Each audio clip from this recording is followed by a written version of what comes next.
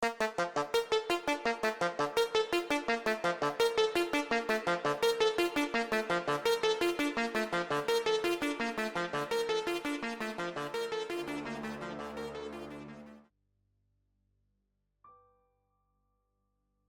enlisted in the Army back in 1988, right after finishing school. It wasn't really a decision I struggled with. My grandfather served in Korea, my father in Vietnam, and for as long as I can remember, the military was always part of our family's DNA. There was a kind of unspoken expectation that I'd follow the same path. My father never pushed it on me directly, but it was clear what was expected. I think a part of me always wanted to prove myself, to them, to the family name. So I did it. I enlisted. The early years were tough, but I managed. Training, deployments, all of it shaped me into someone different, someone tougher. By the time 1995 rolled around, I was ready for anything, or at least I thought I was. That year, I got assigned to a mission in Mexico. Not your typical combat operation. It was supposed to be simple, some unrest in a remote village. Our job was to check things out, calm the situation if needed, then report back. The briefing was vague, though, almost too vague. Just a name on a map, coordinates, and the word unrest. The place was remote, far off any road you'd call civilized. After hours of bumping along in military vehicles, the village finally came into view.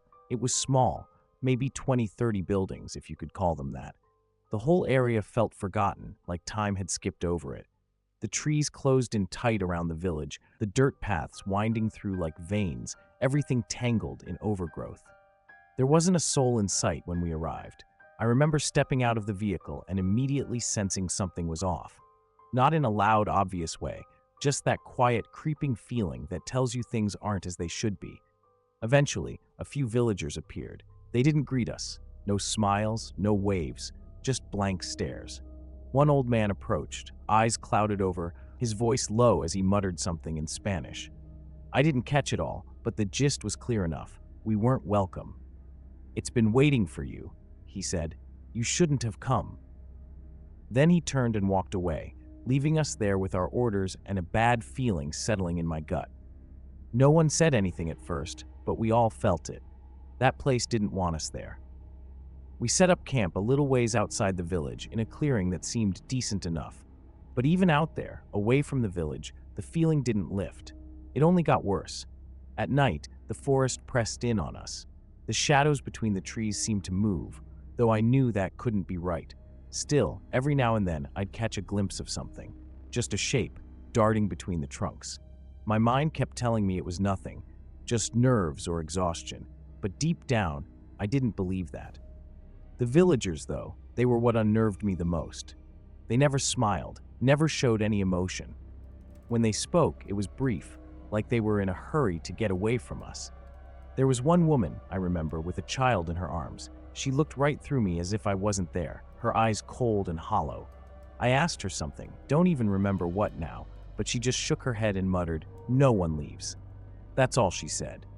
No one leaves. Each day, the feeling grew stronger.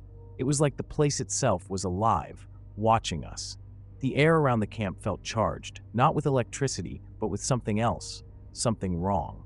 The rest of the guys felt it too, though no one wanted to talk about it. It wasn't just nerves. We'd been in tough spots before, but this was different. This place, it was waiting for something. The second night is when things started to feel wrong. Not just strange or eerie, something about that place actively felt hostile. We were sitting around the fire, a few of the guys talking quietly, mostly trying to pretend everything was normal. But it wasn't. Every so often, one of us would look over their shoulder, scanning the trees. I couldn't help it either. It felt like we were being watched. Not by animals, not by people, but by something else, something that didn't belong. I told myself I was just tired. The long days, the tension, it was probably playing tricks on my mind. But there were moments where I could swear I saw movement out there in the shadows. Every time I turned my head, it was gone. Just a blur, quick enough to doubt, but real enough to keep me on edge. No one said it out loud, but we all saw it. You could tell by the way the conversation died off. We were all listening, waiting. Then came the sound. Faint at first, like footsteps, just beyond the tree line. It started slow, maybe just one or two, but then more. Soft thuds, like someone walking carefully, not wanting to be heard. My heart picked up, but I kept my eyes on the fire, trying not to react. One of the guys, Carter, finally broke the silence. "You hear that?" he asked, his voice low. No one answered right away. I think we were all hoping someone would say no, deny it, but no one did. "Could be locals," someone muttered, but we knew better. The villagers had been distant and strange, but none of them would be wandering this far into the trees at night. I stood up, more out of instinct than anything, gripping my rifle. The footsteps stopped. Just like that, silence. My mind raced. Maybe it was nothing. Maybe I was just on edge. But deep down, I knew we weren't alone out here. Something was toying with us, watching us. The next morning, I couldn't shake the feeling. I barely slept, and it seemed like no one else did either. There was this heaviness hanging over all of us. We tried going about our duties, but it felt pointless. Whatever we were sent here for, it wasn't clear anymore. Not to us. I found myself walking into the village again, trying to talk to the locals. They were avoiding us more than ever, eyes downcast, quick to turn away. Except for one man. He stood outside his house, staring right at me. I don't know why, but I walked up to him. "What's going on here?" I asked, trying to keep my voice steady. He just looked at me, those dark, sunken eyes full of something I couldn't read. He didn't answer at first, just shook his head slowly. "You shouldn't have come," he said, his voice barely above a whisper. "It's already begun." He turned and walked back into his house, leaving me standing there with more questions than answers. By the third day, none of us could ignore it anymore. Something was wrong with the place. It wasn't just the strange behavior of the villagers, though that was part of it.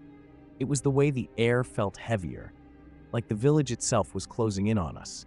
Every corner of the place felt watched. I remember trying to radio in for an update, but all I got was static. Nothing.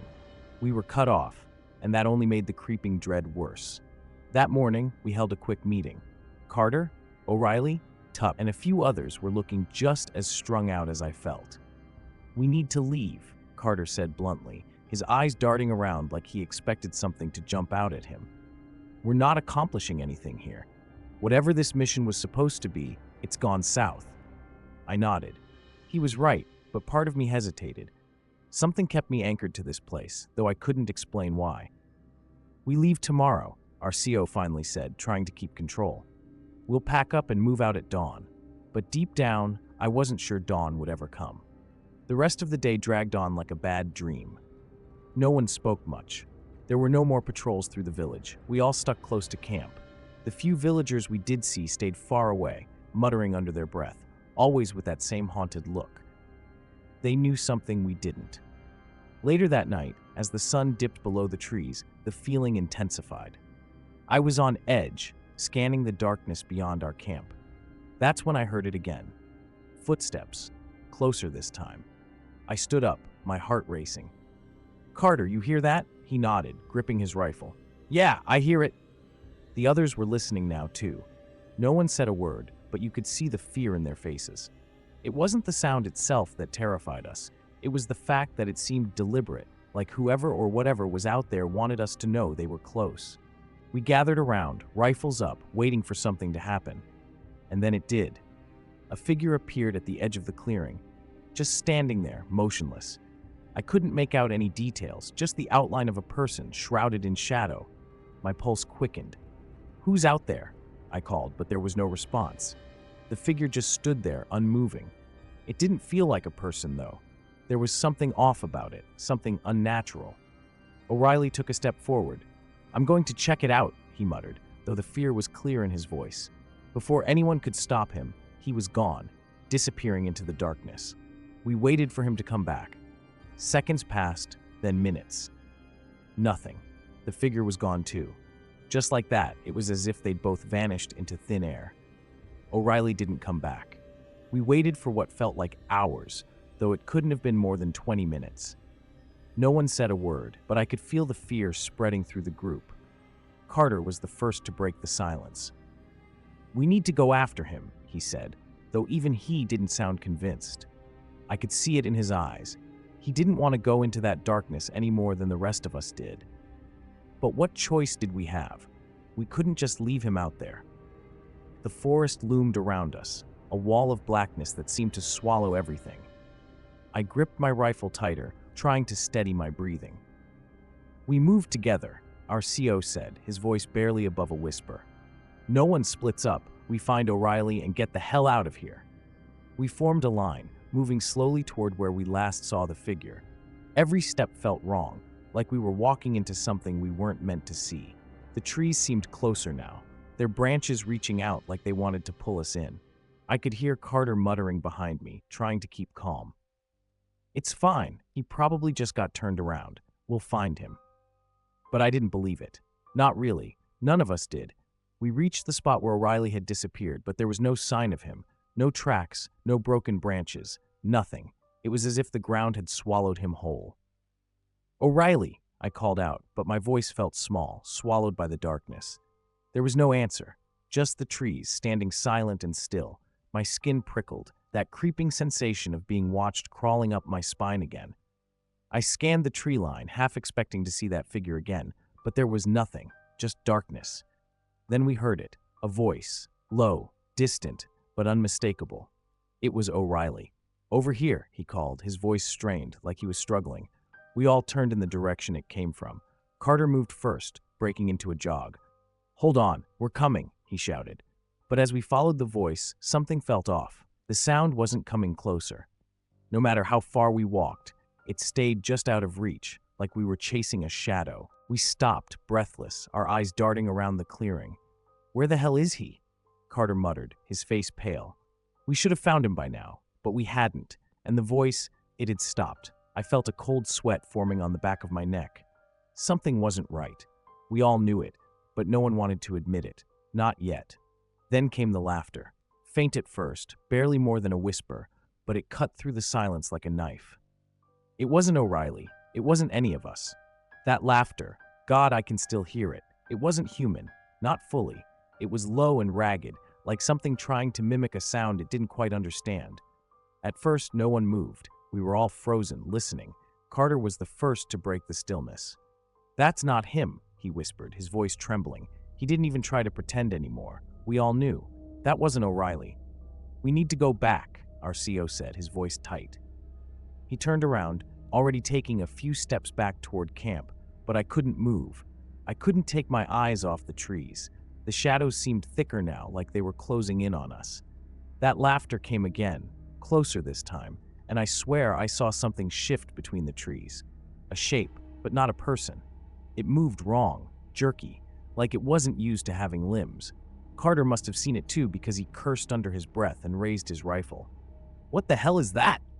Before anyone could answer, the trees behind us rustled, and someone stumbled out. O'Reilly.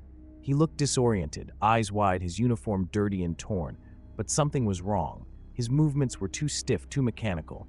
"Help me," he said, but his voice, it was flat, hollow, like he was reading the words off a script he didn't believe in.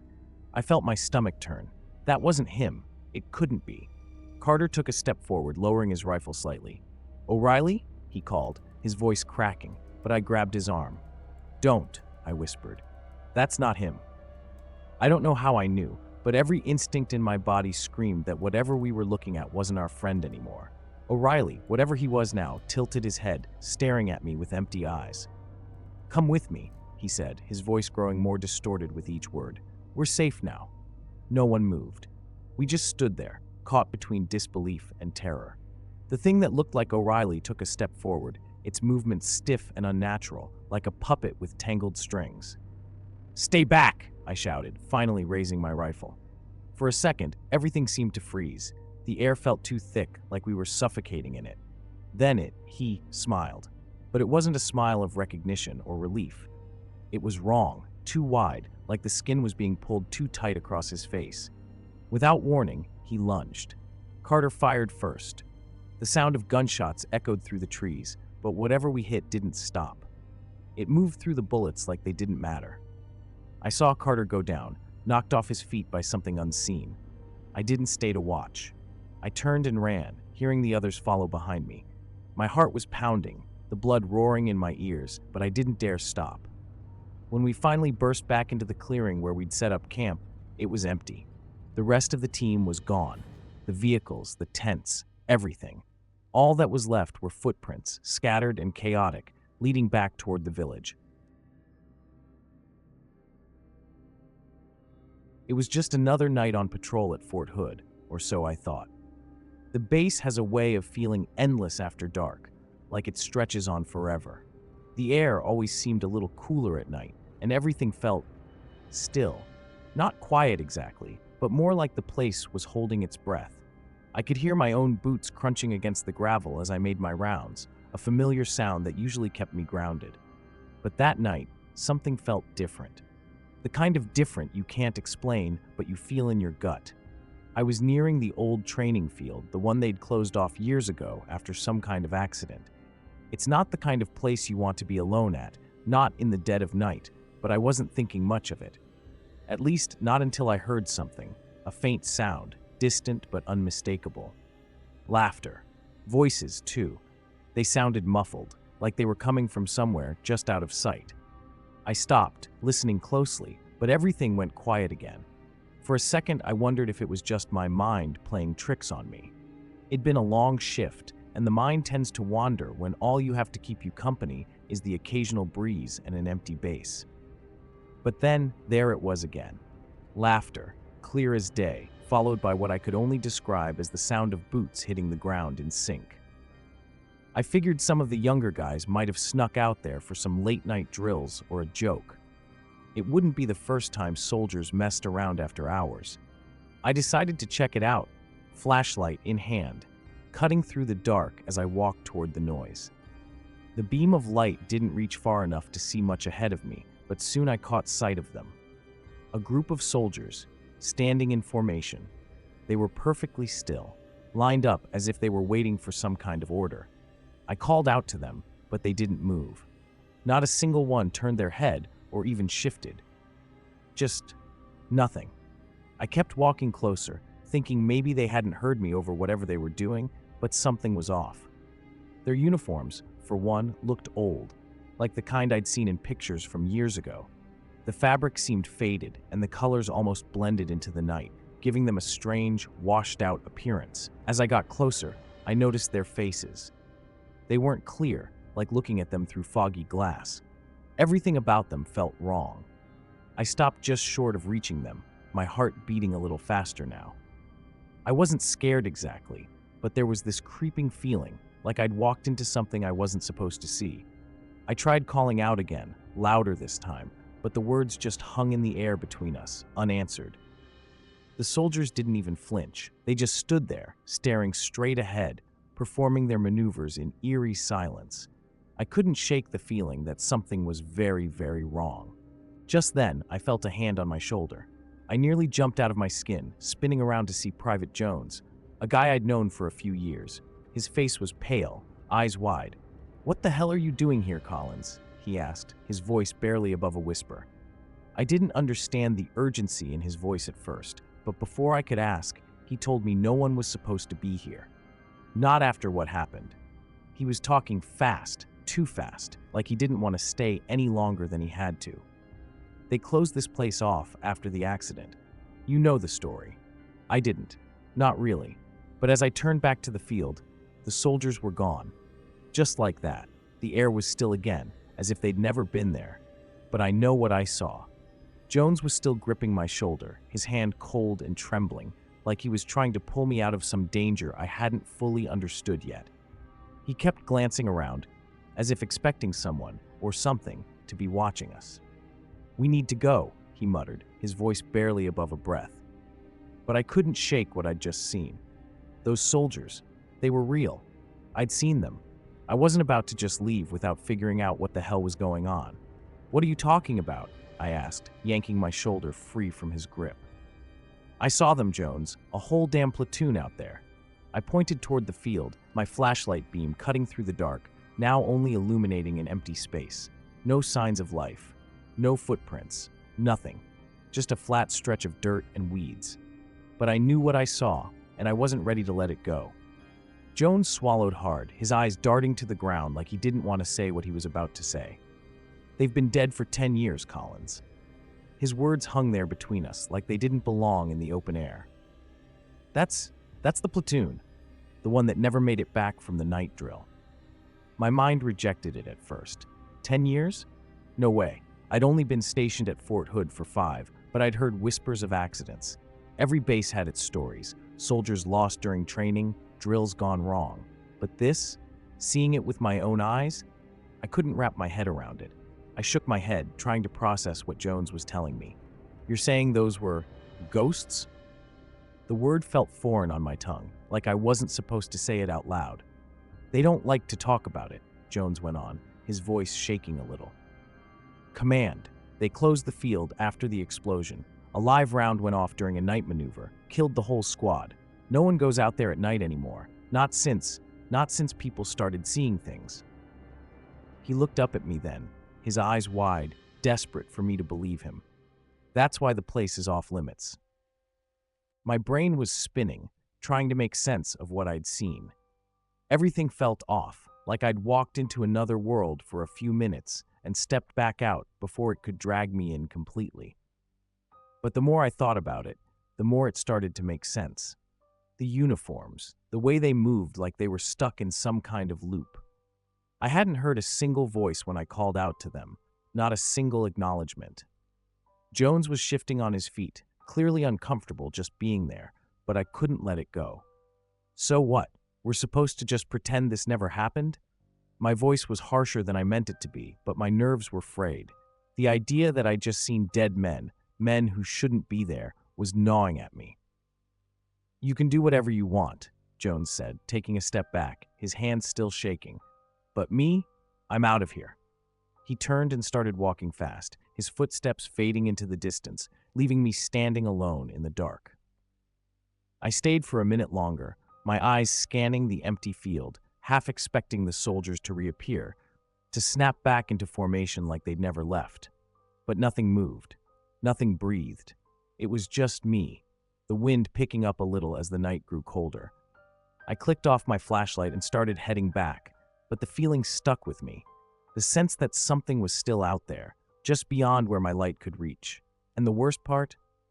I had no idea if I'd ever really left it behind. I didn't sleep that night. I lay in my bunk, staring up at the ceiling, replaying everything in my mind over and over. The way those soldiers moved, so precise and stiff, like they were part of some old training film stuck on repeat. The way their faces were just wrong. Foggy, like you couldn't quite make out the details. And Jones. God, the look in his eyes when he told me about the accident. He was scared, and I couldn't shake the feeling that he knew more than he was letting on. I told myself I needed answers. This couldn't be real. There had to be some logical explanation. Maybe it was some weird military exercise I wasn't clued in on. Maybe it was a prank, some elaborate setup to mess with the new guys. But deep down, I knew. I'd seen enough to know this wasn't a joke, and it definitely wasn't an official drill. Those soldiers weren't alive, and the thought of it was driving me crazy. The next day I couldn't focus. I went through the motions, did my duties, but my mind kept drifting back to the field. The whole thing gnawed at me like an itch I couldn't scratch. I needed to see for myself, really see what was going on. So that night, I decided to go back. Alone this time. I didn't tell anyone. Jones wouldn't have come with me anyway. He was already acting like it never happened, but I had to know. I waited until the base had quieted down, then grabbed my flashlight and headed back to the abandoned training ground. The walk felt longer this time. Every shadow seemed darker, every sound sharper, like the night itself was watching me. By the time I reached the field, my heart was pounding, but I wasn't sure if it was fear or anticipation, maybe both. I stood at the edge of the field, scanning the empty space with my flashlight. Nothing. Just the same flat dirt and overgrown patches of grass. But I knew better than to trust that emptiness. I waited, just like before. Listened. It didn't take long. A faint rustling sound, like boots shifting in place. Then, through the beam of my light, I saw them. The soldiers, the same formation as before, standing perfectly still, as if they'd never left. My pulse quickened, but I forced myself to step forward. This time, I didn't call out. I just watched. They were performing the same maneuvers, moving in the same eerie silence. But as I got closer, I noticed something I hadn't before. Their faces, those blurry, hollow faces, seemed more defined now. I could almost make out their expressions. And that's when I realized they weren't just going through the motions. They were stuck, trapped in whatever moment had claimed them all those years ago. I felt a wave of dread wash over me, but I couldn't move. It was like my feet were glued to the ground, and all I could do was stand there, watching them. The realization hit me hard. These weren't just ghosts haunting a field. This was their last drill, the one they never finished, playing out over and over. I suddenly felt like an intruder, like I had no right to be there, witnessing something I shouldn't have. But I couldn't leave. Not yet. I stood there, flashlight in hand, watching those soldiers move with that strange, mechanical precision. My mind kept trying to rationalize it. Maybe it was some kind of illusion, maybe I was tired, or maybe it was a trick of the light. But deep down, I knew none of that made sense.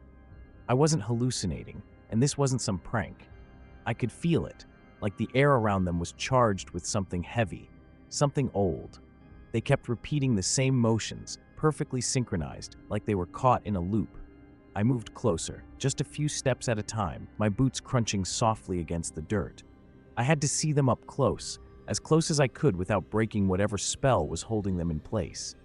My light flickered across their faces, and that's when I saw it. The look in their eyes. It wasn't blank anymore. They were aware. One of them turned his head slightly, just enough that I could see his face more clearly. His skin was pale, almost translucent, like it had been drained of life.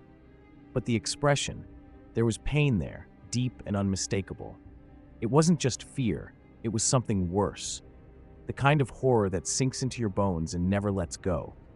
His eyes locked with mine for just a second, but it felt like an eternity. I couldn't breathe, couldn't move. "What the hell happened to you?" I whispered, not expecting an answer, but needing to ask. My voice sounded foreign to me, like it didn't belong in the space between us. And maybe it didn't. I had no business being here, staring into the faces of the dead, but I couldn't pull myself away. It was like something was holding me there, forcing me to see what I wasn't supposed to. The soldier broke eye contact, his head snapping back into place, back into that endless drill. But I couldn't shake the feeling that he'd seen me, really seen me. Like I was the first living person he'd connected with in a decade. I took another step forward, almost against my will. Part of me wanted to reach out to touch his shoulder to see if he was real. But my hand froze halfway there, and I felt this overwhelming sense of wrongness. Like if I crossed that line, if I touched him, I wouldn't be coming back. Suddenly, all the soldiers stopped. Just like that, mid-movement, frozen in place. The air around me grew colder, and I felt this pressure, like something was about to snap. I stepped back, instinct taking over. My mind was screaming at me to run, to get the hell out of there, but my legs wouldn't move fast enough. The stillness was suffocating. The soldiers, they just stood there, unmoving like statues, waiting. And then from somewhere behind me, I heard it. A low voice, clear as day. "You shouldn't be here." It wasn't a threat. It was a warning. I froze. That voice wasn't in my head. It was right behind me, clear as if someone had leaned in close to speak. My heart raced, and for a second, I was too afraid to turn around. I didn't want to see who or what was standing there. But I couldn't just stand there, paralyzed by the unknown. Slowly I turned, my flashlight trembling in my hand, casting a shaky beam across the empty field. There was no one. Nothing but the barren ground stretching out before me. I swallowed hard, trying to calm my breathing. "Who's there?" I called out, my voice weaker than I'd intended. I scanned the area, my flashlight bouncing off the weeds and dirt, but there was nothing. The soldiers behind me remained frozen, locked in their final position, their movements unfinished. The weight of the warning still hung in the air, and that's when it hit me. It hadn't come from any of them. I felt it deep in my chest, like something inside me had been pulled too tight.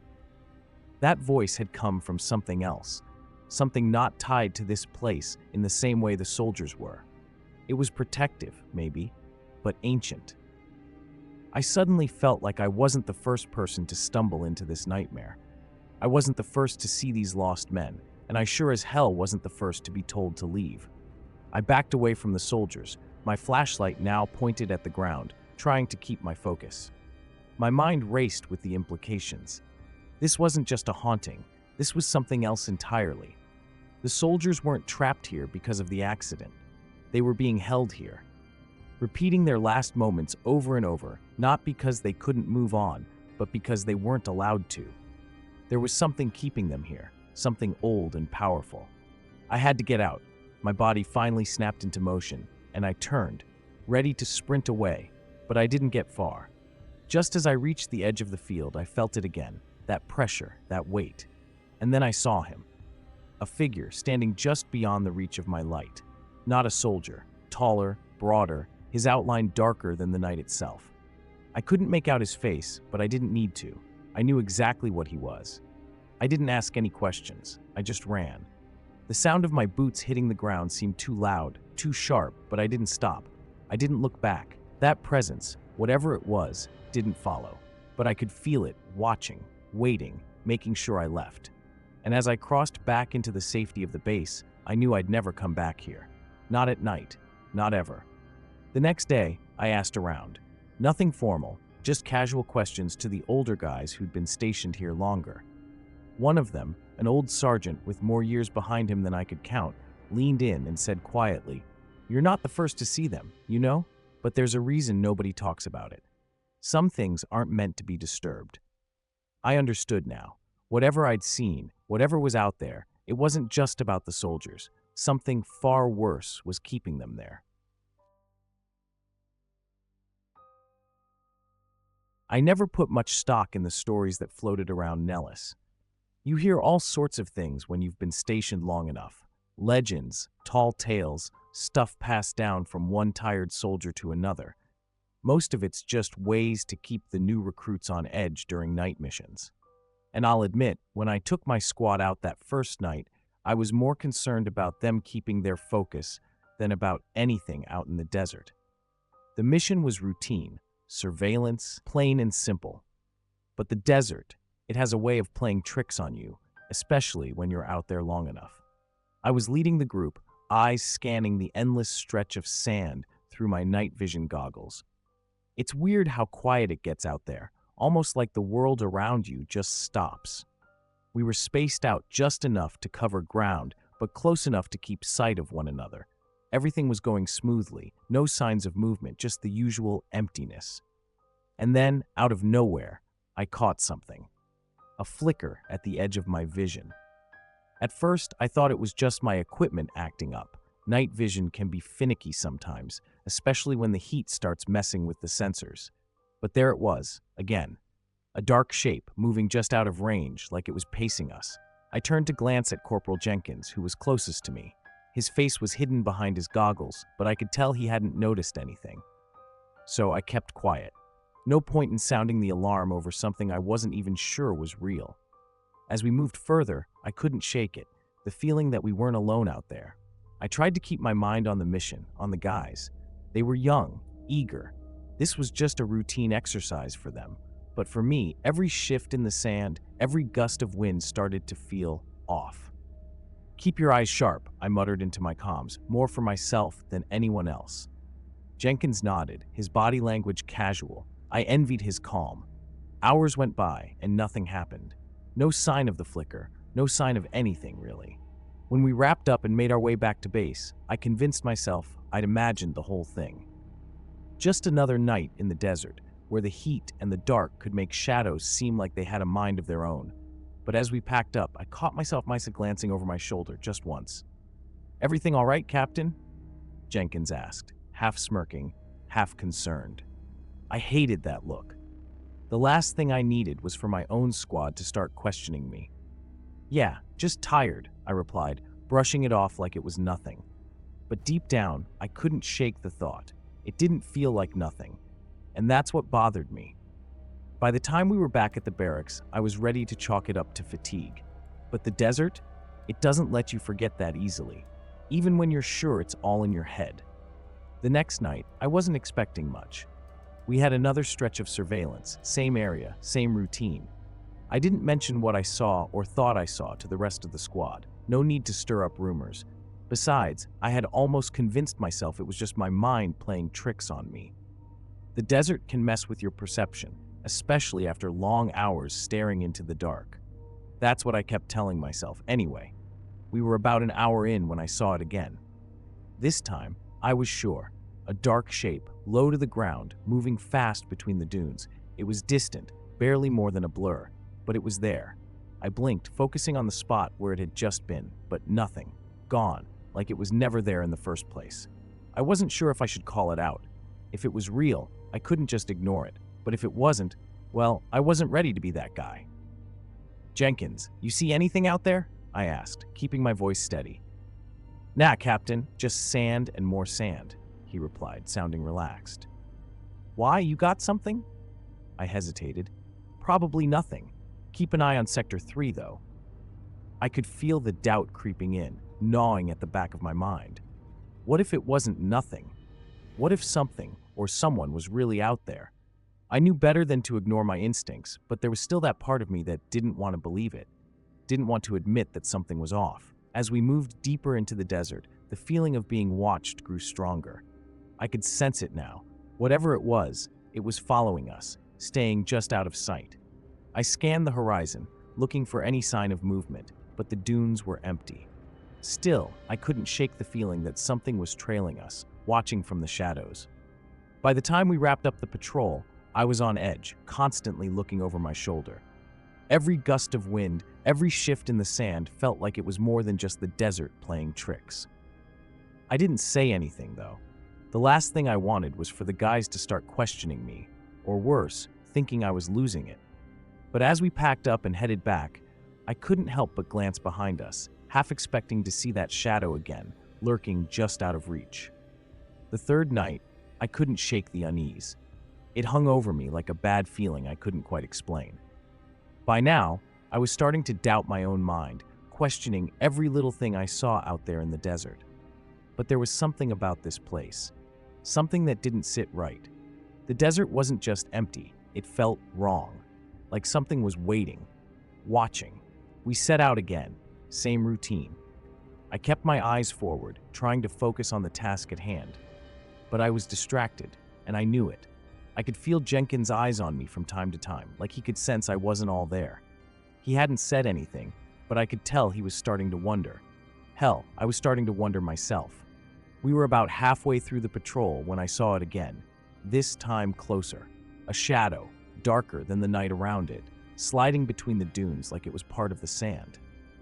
I stopped in my tracks, gripping my rifle a little tighter, eyes locked on the shape. It didn't move like a person, but it wasn't some animal either. It was something else, something I couldn't explain. I wanted to call it out, but the words stuck in my throat. What was I supposed to say? "Hey guys, I think we're being followed by a shadow?" It sounded ridiculous, even to me. So I stayed quiet, kept moving, but I could feel my pulse picking up, that familiar grip of fear tightening in my chest. Whatever this thing was, it wasn't just my imagination anymore. As we continued, it stayed with us, always just out of reach. No one else seemed to notice, and I wasn't about to bring it up. I kept telling myself it had to be a trick of the light, or maybe some weird mirage, but deep down, I knew better. The desert wasn't playing games. There was something out there, something real, and it was getting closer. When we finally returned to base, I went straight to my bunk, trying to shake the feeling that something had followed us all the way back. My hands were trembling, and I couldn't explain why. The shadow, it wasn't just some fleeting illusion. It was real. And for the first time, I started to wonder if maybe I wasn't the only one who'd seen it. Maybe this wasn't just happening to me. Maybe others had noticed too, and they were just too scared to admit it. I spent the next day digging through old records. The shadow had wormed its way into my thoughts, making it hard to focus on anything else. I was convinced there had to be some explanation, something that could ground me back in reality. I combed through mission logs, past incidents, anything that might shed light on what was going on. That's when I stumbled across it, a report buried deep in the archives. It detailed the disappearance of a pilot during a night training mission years before. His name was Lieutenant Aaron Davis. The report was brief, but there was a chilling detail that caught my eye. His last recorded transmission said, "Something's following me." The words hit me like a punch to the gut. I hadn't imagined it. Someone else had felt this same dread. I couldn't get that transmission out of my head. I called a meeting with my superiors, hoping for some clarity, but their reactions were far from reassuring. "You're reading too much into old stories," one of them said dismissively. "It's just a coincidence. The desert can mess with your mind." But they didn't seem to realize this wasn't just about shadows anymore. It was about a real person's last moments, and it was haunting me. Back in the desert that night, I was on edge. The shadow was more than an anomaly now. It was a ghost, a remnant of a lost soul trapped in the same place I was. My squad seemed to sense my unease, but no one said anything. We set out as usual, but this time, every gust of wind and every distant shift in the sand felt like it held a deeper meaning. I saw it again, clearer than before. The shadow was closer, its form more defined. It was as if it was trying to communicate, trying to get my attention. My heart raced. I wanted to call out to my squad, but I didn't want to sound crazy. Instead, I kept my distance, hoping against hope that it would just disappear. But it stayed, lurking at the edge of my vision, refusing to go away. When we finally finished and returned to base, I was physically exhausted, but mentally wired. I knew now that whatever was out there was tied to Lieutenant Davis. The desert had claimed him, and it seemed to be reaching out for me too. I was caught in a loop of fear and confusion, struggling to keep my composure while grappling with the reality of what I'd uncovered. The shadow wasn't just following us, it was waiting. And I was beginning to realize that it wasn't going anywhere. That night, I was more determined than ever to confront whatever was stalking us. I was no longer just a soldier on a routine mission. I felt like I was part of something much larger and darker, a mystery that spanned beyond my comprehension.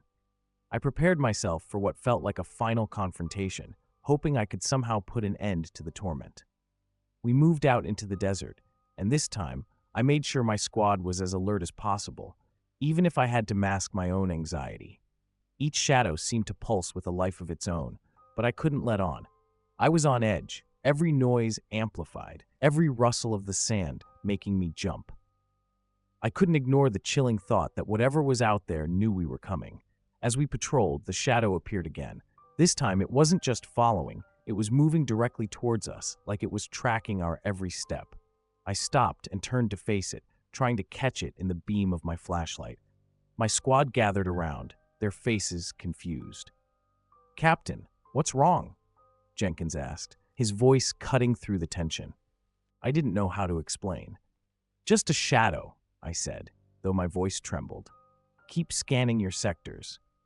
I could feel the weight of their curiosity, but I wasn't ready to share what I knew. Then, in a burst of clarity, I remembered something from the report I'd read about Lieutenant Davis. It mentioned something about his plane going down due to a sudden malfunction, an unexplained glitch. What if the shadow was linked to that malfunction? What if it wasn't just a haunted remnant, but a warning, a sign of something that had gone terribly wrong? In that moment, the shadow moved closer, and I could almost see a faint outline of a figure within it. I held my breath, my heart pounding in my ears. Suddenly, the shadow surged forward, and I heard a voice, not spoken but felt, whispering, "Help me." I turned to my squad, adrenaline surging. "We're pulling back," I commanded, my voice breaking. But it was too late. As we turned to retreat, I saw Jenkins fall, his eyes wide with terror. The shadow seemed to grow stronger, consuming everything in its path. As we hurried back to base, I looked back one last time.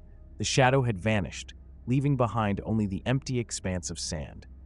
When we made it back, Jenkins was silent, his face pale. He never spoke of what he saw. None of us did. The shadow didn't just follow us. It was a part of something that had been buried in the desert, waiting for someone to uncover it. And now, every time I look out into the desert, I see that same shadow, lingering on the edge of my vision. I'm haunted by the thought that whatever I disturbed out there is still waiting, still watching. The Norfolk Naval Base had its share of quiet, forgotten corners, but when I was assigned to patrol the old dormitory wing, I felt like I was venturing into a different world. The building was a relic from another era, with peeling paint and empty rooms that had not been used in years. My duty was straightforward: keep an eye on the place and ensure no one wandered in where they shouldn't. The first few nights were uneventful. I wandered through dimly lit hallways, the creak of my boots the only sound that broke the quiet. The rooms were empty, their contents long ago stripped away or decayed beyond recognition. But then, something changed. I started hearing noises coming from a room that was supposed to be sealed off. It began with faint sounds, distant tapping and muffled thuds. At first, I assumed it was just the building settling or some malfunctioning equipment. But as the nights went on, the noises grew louder and more insistent. It sounded like someone was trying to break out, their efforts desperate and rhythmic. I reported it to my supervisor, thinking maybe a maintenance issue had gone unnoticed. My request to have the room opened was met with resistance. "The room's sealed for a reason, Freeman," my superior said, brushing off my concerns. "It's a safety issue. Don't worry about it." He wouldn't give me a straight answer about why it was sealed or what had happened there. His evasiveness made me uneasy, but I was told to focus on my patrols and not dwell on it. Still, the sounds persisted, each night growing more intense. My curiosity morphed into obsession. I began to question why they wouldn't let me access the room. What could be so dangerous that it needed to be locked away? My thoughts were clouded with frustration and a gnawing need to uncover the truth. One evening, after yet another restless night of hearing the noises, I made up my mind. I couldn't continue ignoring the situation. Armed with a crowbar and a mix of fear and resolve, I broke the lock on the door. As I pushed it open, the air inside was musty and stale, as if it had been undisturbed for ages. In the dim light of my flashlight, I spotted something that looked out of place among the debris, an old, leather-bound diary. My heart raced as I approached it, sensing that this discovery might hold the key to everything that had been haunting me. As I picked up the diary from the dusty floor, a chill ran down my spine. The leather cover was worn and cracked, as if it had been neglected for decades. I carefully opened it, trying to ignore the mounting anxiety that seemed to grip me tighter with each passing moment. The pages were yellowed and brittle, filled with hurried, uneven handwriting. The first entry was dated years before. The words were erratic, reflecting a mind unraveling. Thomas McCormick, the name scrawled at the top of the page, seemed to be losing his grip on reality. His descriptions of the room were haunting. He talked about feeling trapped, not just physically but mentally, as if the walls were closing in on him, growing tighter with each day. The more I read, the more I felt a sense of dread. McCormick's writings painted a picture of isolation and fear. He described the room as a prison, with the constant noise of the walls groaning and creaking as if they were alive. He mentioned hearing whispers, but not the kind you'd expect from a person. They were more like echoes from his own fractured mind. At one point, he wrote, "I hear them every night now, scratching at the door. They want out, or maybe they want me." My mind raced as I absorbed his final entries. McCormick's handwriting grew more erratic, his sentences jumbled, reflecting the chaos in his mind. His last entry was particularly chilling. "They're here with me. I can't escape them. No matter where I go, I can hear them banging on the doors, trying to get in." I could almost feel his desperation seeping off the pages. I couldn't shake the feeling that McCormick's torment was still lingering in that room. The noises I had heard, the desperate thuds and scraping, it was as if they were a part of his unfinished story. My own experiences seemed to align eerily with his descriptions. The sounds that had haunted me in my patrols, the knocking and scraping, now felt like echoes of McCormick's last days. Even after I left the room, the sounds continued. They seemed to follow me, growing louder with each step. At first, I thought it was my imagination, but the pattern was too precise, too deliberate. I started to feel paranoid, unable to distinguish between what was real and what was just the echoes of the diary's revelations. Every door I passed seemed to vibrate with the same desperation that McCormick had described. The knowledge of McCormick's suffering and the sounds that now plagued me left me unsettled. I tried to report my findings, but my superiors dismissed my concerns. They labeled it as overactive imagination, but the sounds wouldn't stop. Every night, as I walked the halls, the relentless knocking seemed to grow louder, making it clear that whatever haunted that room had not found peace. The more I thought about McCormick's diary, the more unsettling my nightly patrols became. I'd walk the long, dimly lit corridors of the abandoned barracks, each shadow playing tricks on my mind. The cold steel doors, now rusty from years of disuse, seemed to close in on me. I couldn't shake the feeling that I was being watched. One night, the knocking started again. I had just finished my usual rounds, making sure every door was secure. As I walked past the door to the disused room, the faint thumping began, soft at first, then growing louder. It felt as if the walls were pulsating with the sounds of someone trapped inside. I stopped in my tracks, listening intently. The rhythmic pounding grew more insistent, almost like a heartbeat echoing through the empty space. I reached for the flashlight at my belt, its beam slicing through the darkness as I approached the door. I knew the room had been sealed off, but something inside me urged me to investigate. My heart raced as I gripped the handle and tried to turn it, though I knew it would be locked.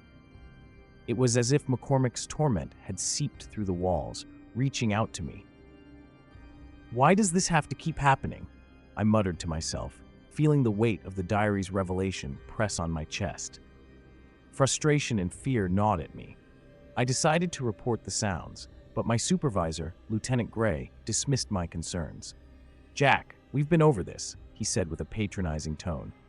"That room is sealed for a reason. It's just an old building settling, nothing more." His dismissal only added to my unease. I knew what I'd heard and felt. The knocking was not just the building. It was a desperate call for help, or something far worse. Unable to shake the feeling of dread, I made up my mind to return to the room. Late one night, when the barracks were quiet and the halls were bathed in darkness, I found myself standing before the locked door. I took a deep breath, feeling the cold air seep through my uniform. I could hear the faint, rhythmic tapping again. It was maddening. With a sudden burst of resolve, I grabbed a crowbar from the supply closet and pried the door open. Inside, the room was as I expected, dusty, with cobwebs clinging to every corner. The light from my flashlight revealed the remnants of a forgotten past. There in the corner lay the diary I had seen before. But this time, the room seemed to pulse with an eerie energy. The knocking had stopped abruptly, as if it had been waiting for me to unlock the door.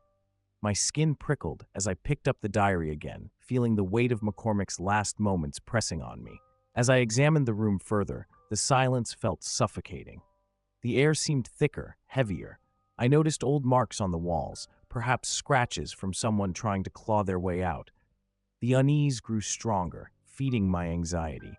I couldn't ignore the sense that something was lingering, something that had not been put to rest. As I left the room, the knocking started again, louder and more frantic than ever. It was as if McCormick's pain had become a part of my own reality. After that night, I couldn't ignore the mounting dread. I'd hoped that opening the room would quell the noise, but it only seemed to intensify. My dreams were haunted by the rhythmic banging, echoing through the dark corridors of the barracks, leaving me restless and on edge.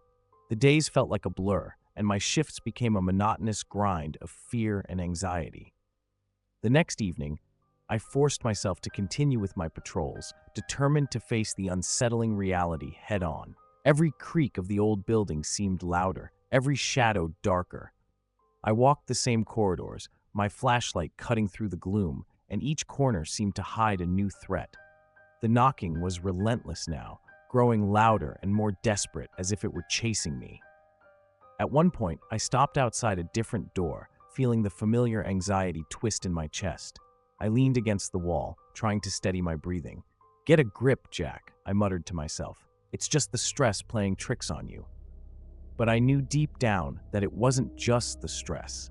The knocking felt too real, too persistent. Later, I sat alone in the break room, the soft hum of the refrigerator the only sound. I took out the diary again, flipping through the pages, hoping for some insight.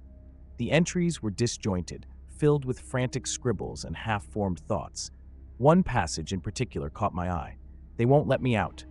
I hear them at the door. I need to get out before it's too late." The ink had bled through the paper, giving the words a haunting quality. The more I read, the more I felt connected to McCormick's torment. It was as if his suffering had become intertwined with my own. I felt an urgent need to understand what had happened, to uncover the truth behind the locked door. I made a plan to delve deeper into the barracks' history, searching for any records that might shed light on McCormick's fate. The next night, I went back to the room with the diary in hand. I was determined to find more answers. As I approached the door, the knocking started again, louder and more frantic than before. My heart pounded in my chest as I fumbled with the lock. The sound was unbearable, pressing in on me, urging me to open the door and confront whatever was on the other side. I hesitated for a moment, then forced myself to push the door open. The darkness inside seemed to swallow the light, and the air felt heavy with a presence that I couldn't quite place. The room was empty, except for the diary and the lingering feeling of dread. I felt a chill run down my spine as I glanced around, sensing that something was watching me. I couldn't shake the feeling that McCormick's presence was still there, trapped within those walls, desperate for release. I left the room, the sound of knocking echoing in my ears, knowing that I was now a part of McCormick's story. The more I uncovered, the more I felt his torment becoming my own. I woke up the next morning feeling like I hadn't slept at all. The nightmares were getting worse, blurring the lines between reality and fear. Each knock I heard in my dreams felt like a pulse of raw terror seeping into my waking hours. I knew I couldn't keep living like this. I needed to find out what was truly happening. I returned to the base's records office to dig deeper into McCormick's history. The air in that office was stale, and the fluorescent lights buzzed overhead, casting a harsh glare on the dusty files. I searched through old reports and logbooks, my fingers trailing over faded pages. A log entry from several years ago caught my attention. Room 304 remains sealed. Security issue unresolved. The note was cryptic, but suggested that room 304 was locked for more than just standard procedures. There was something off, something more than a simple security measure. I made a mental note and decided to visit room 304 later that night. That evening, the usual routine seemed unbearable. I felt every minute drag by, each tick of the clock amplifying my anxiety. As night fell, I grabbed my flashlight and headed back to the room. The darkness in the hallway felt heavier, more oppressive. I could hear the familiar, maddening knocking as I approached room 304. It was louder this time, almost as if someone or something was desperate to get out. With my heart pounding, I forced myself to open the door. The room was just as I had left it, but something was different. The diary was gone. I felt a cold sweat break out on my forehead. I turned quickly, my flashlight beam darting around the room, but there was no sign of the book. The knocking was now a relentless pounding, as if it was coming from inside my own head. I felt trapped, cornered. Just as I was about to leave, I noticed something scratched into the wall, barely visible in the dim light. I leaned in closer and read the words, "Help me." The letters were uneven and frenzied, written with a desperation that sent chills down my spine. It was McCormick's handwriting, no doubt about it. He had tried to communicate, tried to reach out from beyond that room. I knew then that the knocking wasn't just a sound, it was a cry for help. I had to confront this. I returned to the records office, determined to find more. There, buried under a stack of papers, I discovered a file marked McCormick Thomas, Incident Report. The details were grim. It turned out McCormick had been locked in that room after a mental breakdown. He'd been left to die, his cries ignored. The base had kept it hushed up, labeling it an accident, a tragic but isolated event. As I read the report, the realization hit me. The knocking I'd heard was McCormick's final attempt to escape. His spirit, trapped in that room, was still reaching out, trying to make someone listen. I felt a profound sadness mixed with fear. The base's security measures were more than just physical. They were designed to keep the truth buried. And now, I was part of that dark secret. I couldn't stay on the base anymore. I packed my things and left Norfolk, but the knocking didn't stop. It followed me in my dreams, in every creak of my new apartment. I keep hearing it, and I can't shake the feeling that McCormick's cries are still there, just out of reach. The truth I uncovered has become my own prison, and no matter where I go, I can't escape the sound of those desperate knocks. I was stationed in the dense woods of North Carolina for a standard night exercise. It was supposed to be a routine simulation, a chance for us to practice our ambush tactics against a mock enemy. The air was crisp, and the only sounds I expected were the usual rustling of leaves and the occasional chirp of nocturnal creatures. I was with my squad, each of us hidden in our designated spots, waiting for the signal to initiate the exercise. As darkness settled, the forest took on a different character. It became thick with shadows, and the familiar noises of the night seemed amplified. We were in position, prepared for the simulation to begin. But then, faintly, I heard something out of place, distant gunfire and screams that didn't match the controlled chaos of our exercise. I tapped my radio, but the comms were clear. Everything was operating normally on our end, yet those sounds persisted, scratching at the edges of my nerves. I strained my eyes, trying to pinpoint where the noise was coming from. Nothing appeared in sight, just the endless expanse of trees swaying gently in the night. I nudged my squad mates, but they shrugged it off. "Just part of the drill," one of them said, though his voice lacked conviction. I wasn't so sure. The cries felt too real, too desperate to be fabricated. I could almost make out the anguish in the sounds, a stark contrast to the controlled shouts and gunfire of our exercise. As the hours passed, the strange noises didn't subside. They grew louder, more frantic, and I couldn't shake the feeling that something was amiss. I tried to focus on the task at hand, but my mind kept drifting back to those unsettling cries. Each sound seemed to echo through the trees, growing closer, even though our surroundings remained unchanged. My heart pounded as I tried to rationalize it, but the sound seemed to defy explanation. The exercise ended without incident, but the sounds from the forest lingered in my mind. I lay awake in my bunk, my thoughts racing. The more I thought about it, the more I felt that something had gone terribly wrong. The noises, the screams, they felt like they were tied to something far older and darker than any simulation. I wanted to dismiss it as stress or fatigue, but the fear was persistent. The forest was more than just trees and shadows. It had a presence, a weight that pressed down on me even after I left the field. The next day, the simulation was described as flawless, a success by all accounts. Yet, I couldn't shake the feeling that something was hidden beneath the surface. I started questioning whether I had imagined it all, or if there was something in those woods that the others couldn't see or hear. My unease grew, making it clear that this was more than just a simulation. It was something that tapped into deeper, more unsettling fears. The following night, I was back in the same forest, but this time, it felt different. It was as if the trees were more watchful, their branches casting elongated shadows in the moonlight. We were conducting another exercise, but the atmosphere was tense. I couldn't shake the feeling that something was lurking beyond the periphery of our activity. The memories of that previous night still gnawed at me, creating a constant unease that I struggled to ignore. The exercise had barely begun when the noises started again, distant, haunting gunfire and desperate cries. This time, the sounds were clearer, sharper. They seemed to cut through the cold night air, and I found myself stiffening each time they echoed through the trees. I glanced around, trying to gauge the reactions of my squadmates, but their faces were unreadable. It was as though they too were hearing something that they chose to ignore. My nerves were on edge. The sounds seemed to move with purpose, as if they were following us. I could feel my heartbeat quicken with each passing minute, every crunch of leaves underfoot amplified by my anxiety. I asked my squad leader if he'd heard anything unusual, but he dismissed it with a wave of his hand. "It's probably just part of the simulation," he said, though his tone lacked confidence. We finished the exercise without incident, but the sounds didn't fade with the dawn. I spent the day trying to convince myself it was all in my head. I told myself that the night was playing tricks on me, that the sounds were simply the result of fatigue and stress.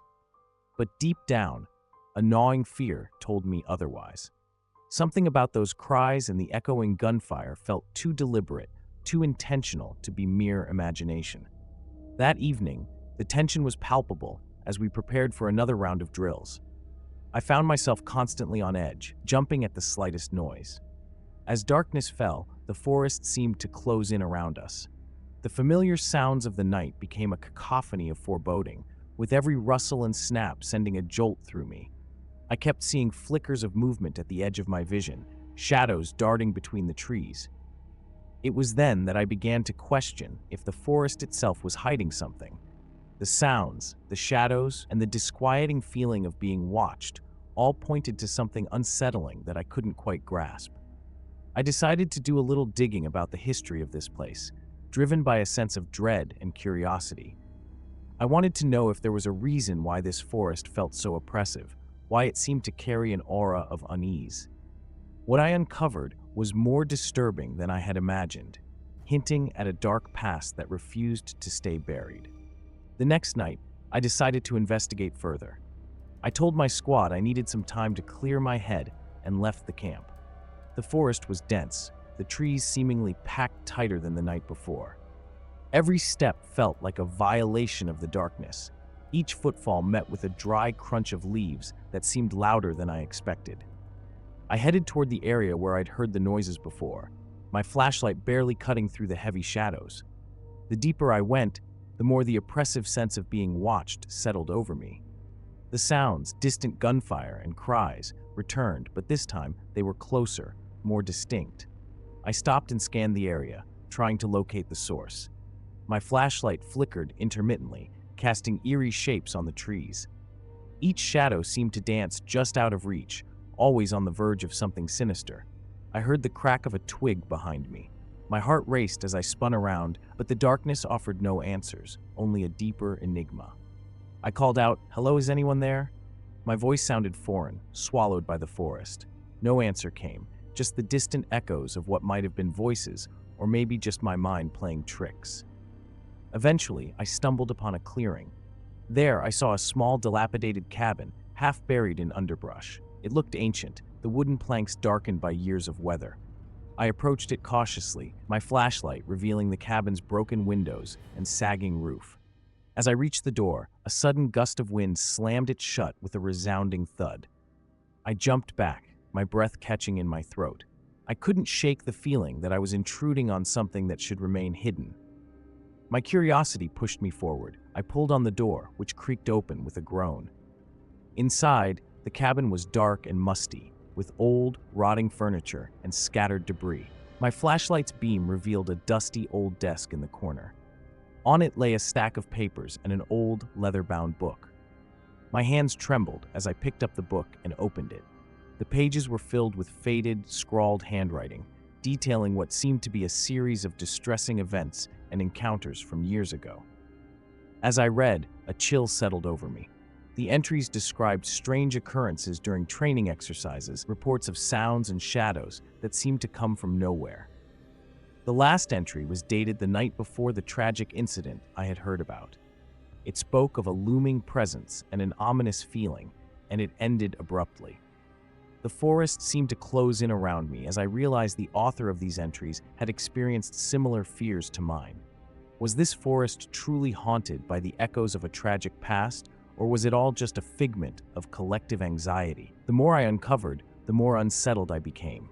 The sounds, the shadows, and the heavy sense of dread all pointed to a dark history that refused to stay buried. Returning to camp was a challenge. I felt like I was being followed, though each time I looked back, the forest remained still. My mind replayed the events in the cabin, trying to make sense of the diary entries. Every snap of a twig or rustle of leaves heightened my unease. I needed answers, but didn't know where to start. The next day, during a break, I approached Lieutenant Davis. "Sir, I think there's something off about these woods," I began, trying to sound casual. "I heard noises last night, gunfire, shouting. It didn't match any of our exercises." Davis glanced at me with a hint of concern. "You're not the first to say that. Some of the older guys talk about this place having a history, but we don't discuss it much." That was all he offered. I could tell he knew more but wasn't inclined to share. His response did nothing to ease my mind. If anything, it deepened the mystery. As night fell again, I decided to stay alert. I set up my watch near the perimeter, hoping to catch any unusual activity. Around midnight, the noises returned. They were more insistent this time, distant but unmistakably real. My heart raced as I scanned the area. Shapes moved in the periphery of my vision, fleeting and dark. I tried to focus my flashlight, but it felt like the darkness was closing in, making everything seem distorted. At one point, I saw a figure in the distance. I strained to make out any details, but only caught glimpses of a silhouette darting among the trees. I called out, "Who's there?" But the figure vanished as quickly as it had appeared. My radio crackled with static, and I couldn't reach anyone else. Returning to my makeshift post, I realized something was off.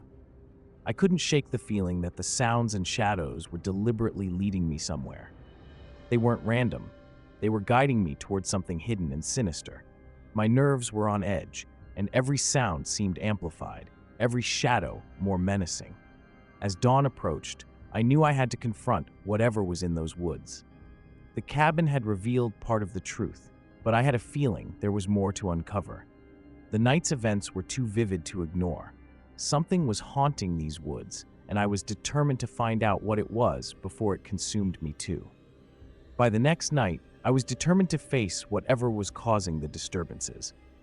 I felt a strange combination of dread and resolve as I prepared for another long vigil. The forest seemed to hold its breath as I set up my gear, every twig crackling like an omen.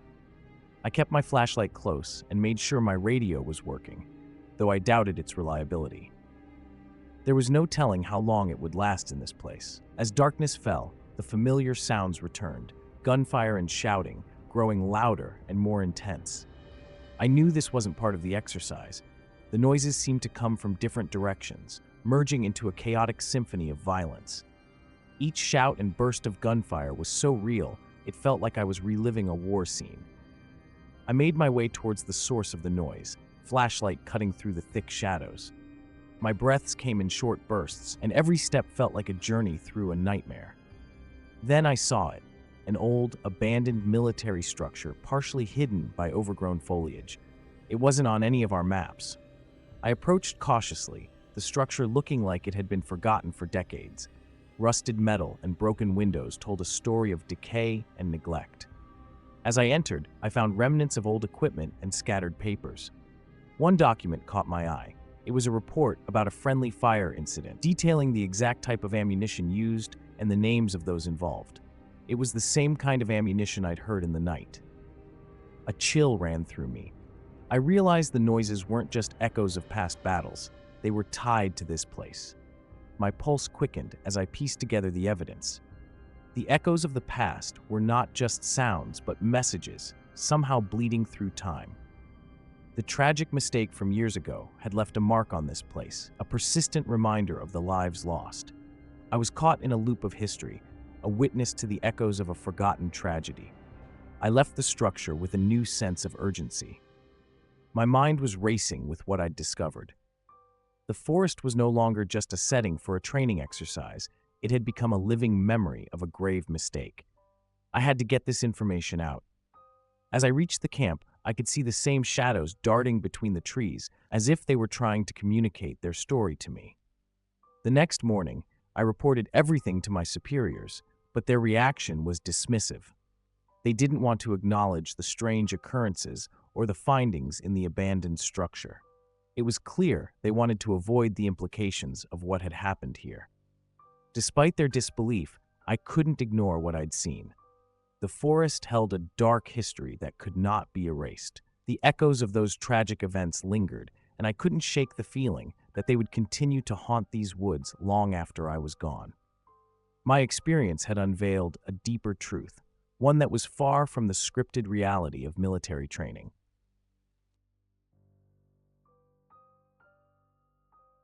I've shared this story with a few people close to me, and I've seen the looks they give me: doubt, disbelief, maybe a touch of pity. But I swear on everything that happened. Sometimes I wonder if it would have been better to keep it to myself. Yet here I am, compelled to tell it again, hoping that by putting it into words, I might make some sense of it all. It was a routine reconnaissance mission in Quantico. We were out there for a night op, tasked with gathering intelligence and staying under the radar. The forest was our backdrop, deep, dark, and unyielding. We moved in careful silence, each crunch of leaves underfoot seeming louder than it should. It was late, and the trees loomed over us like silent sentinels. As we maneuvered through the dense undergrowth, my radio started to act up. Static crackled, sharp and persistent, breaking the monotony of the night.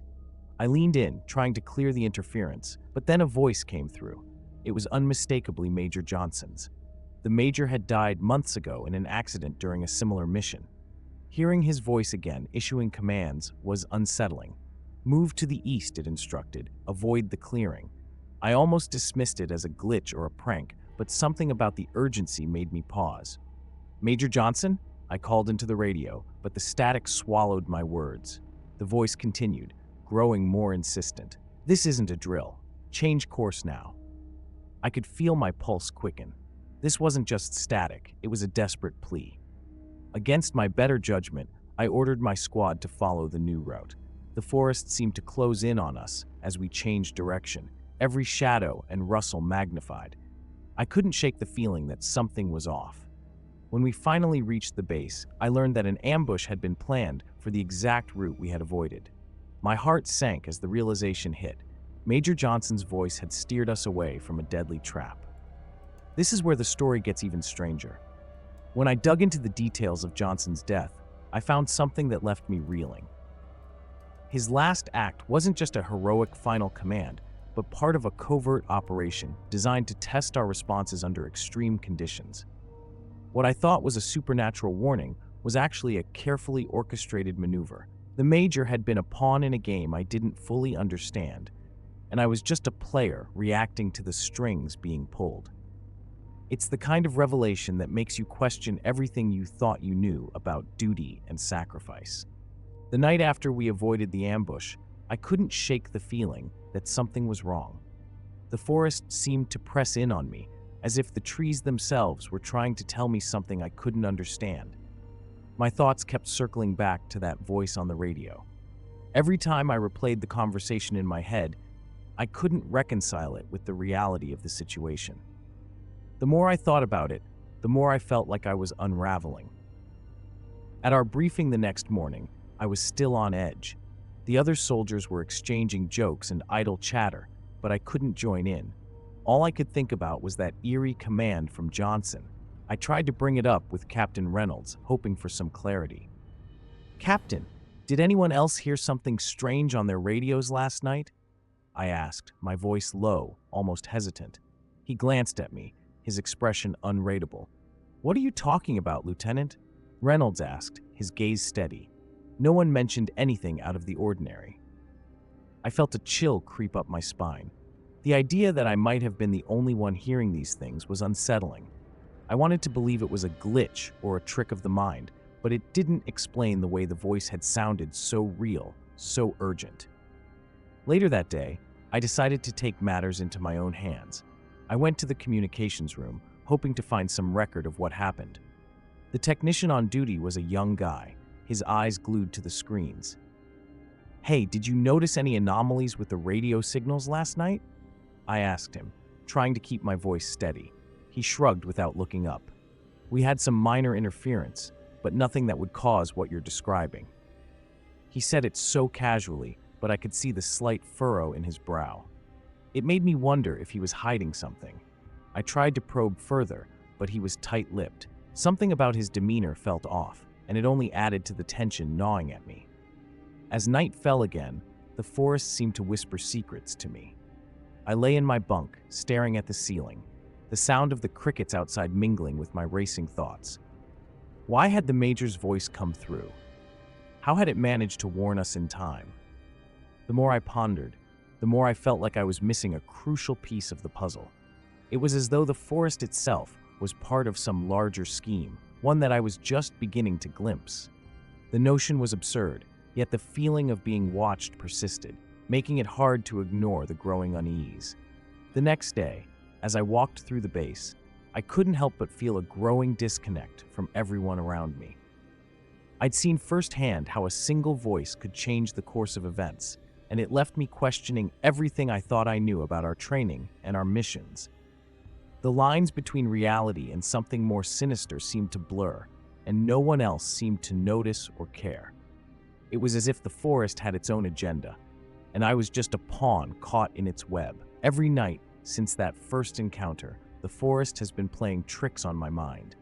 I can't shake the feeling of being watched, even though my logical side insists it's just paranoia. It's like the woods themselves have become a living entity, intent on making me question my sanity. The shadows seem to move more deliberately now, and every rustle of leaves sounds like a whisper in the dark. Last night, I decided to take a risk and go back to the spot where I heard Major Johnson's voice. The base had been quiet, everyone assuming the whole thing was a glitch or a miscommunication. I needed answers, so I ventured into the forest alone. The moon was high, casting long, twisting shadows on the ground. The trees felt denser, the air thicker. Each step seemed to echo louder than usual, making me more anxious with every passing moment. As I reached the clearing, I felt a strange chill, like I was walking into something that was not just a physical space, but a different realm altogether. I knelt down where we'd avoided the ambush, trying to ignore the sense of dread crawling up my spine. I hoped to hear something, anything, that would confirm or deny my fears. Instead, all I could hear was the uneven crunch of leaves underfoot and the distant call of an owl. Then came the static again, cutting through the quiet. I froze, listening intently. The same distorted voice crackled through the radio, clearer now. "Sarah, listen to me," it said. "Change your route. There's danger ahead." My pulse quickened. I looked around, half expecting to see someone, or something, emerge from the shadows. The voice was unmistakable. It was Major Johnson, but how could he be here? I swallowed hard and made my way back to the base, trying to shake off the cold sweat that had broken out on my forehead. When I got back, I checked the radio logs again, but there was nothing abnormal recorded. I felt like I was losing my grip on reality. My mind kept racing through the possibilities, none of which seemed to make sense. Had I imagined the whole thing, or was there something more to the voice? I found myself questioning everyone's motives and wondering if I was being manipulated or if my own fears were playing tricks on me. The strangest part came when I talked to other soldiers who had been with me. Some admitted to having heard odd noises or feeling uneasy, but they all dismissed it as nothing more than nerves. No one seemed to take it as seriously as I did. They laughed it off, but I saw the flicker of concern in their eyes. It was as if everyone was in on a secret I wasn't privy to. I couldn't shake the feeling that the forest was hiding something dark and dangerous. And I was determined to find out what it was, no matter how unsettling the truth might be. I had to get some clarity, so I dug deeper into the forest's dark history. I found an old file about an accident that happened years before, right where I'd been. It wasn't easy, records were sparse, and stories varied, but I discovered that an entire squad had been caught in a friendly fire incident during a similar night exercise. They'd been given orders too late to avoid the tragedy. The more I learned, the more I felt a chilling connection to what I'd experienced. The forest wasn't just a backdrop for a training exercise, it was a site of unresolved pain. The next night, I decided to follow the instructions I'd received on the radio, if only to prove I wasn't losing my mind. I went back to the clearing, this time equipped with a thermal camera and a GPS tracker. The woods seemed different, more oppressive, as if they knew I was coming. Each snap of a twig underfoot felt exaggerated, like it was trying to draw my attention. Shadows flitted in the periphery of my vision, but whenever I turned, nothing was there. I tried to calm my racing thoughts. "Focus," I told myself. "Just do your job." The radio crackled again, cutting through the oppressive quiet. "Sarah, don't go any further." The voice was insistent, almost desperate. It was unmistakably Major Johnson's. I tried to call back, but the radio only hissed. My heart pounded in my chest. I was torn between investigating further and retreating, but something compelled me to keep moving. The forest was alive with sound, though not always the kind that made sense. I could hear distant shouting and gunfire, though none of it seemed to come from anywhere concrete. At one point, the camera picked up something strange. A heat signature moved quickly across the screen, too fast for any normal animal. It darted between trees, always just out of sight. I felt a wave of nausea, the kind that makes you question what's real. Was it a trick of the light? Or was something, or someone, actually out there, mimicking the chaos of that fateful night? My hands shook as I tried to get a better look, but the thermal feed was glitchy and the image was distorted. Back at the base, I confronted my commanding officer with what I'd found. He listened, but his face was inscrutable. "You're not the first to have these kinds of experiences out there," he said quietly. "Sometimes the forest plays tricks on you. It's not uncommon for people to hear things that aren't really there." I didn't know if he was trying to protect me or dismiss my concerns. I was left with the unsettling feeling that there was more to the story than I'd been told. A few days later, I stumbled upon a journal in an old storage room, an officer's journal from the time of the accident. It detailed the confusion and fear of that night.